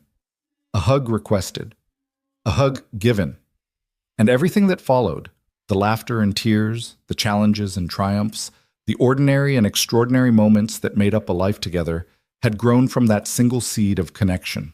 Proof that sometimes the biggest things in life started with the smallest gestures, that kindness rippled outward in ways you couldn't predict, that being brave enough to be vulnerable, to admit you needed something, to reach out even when rejection seemed certain, that kind of courage could change everything. Lila had changed everything for them, and they had changed everything for her.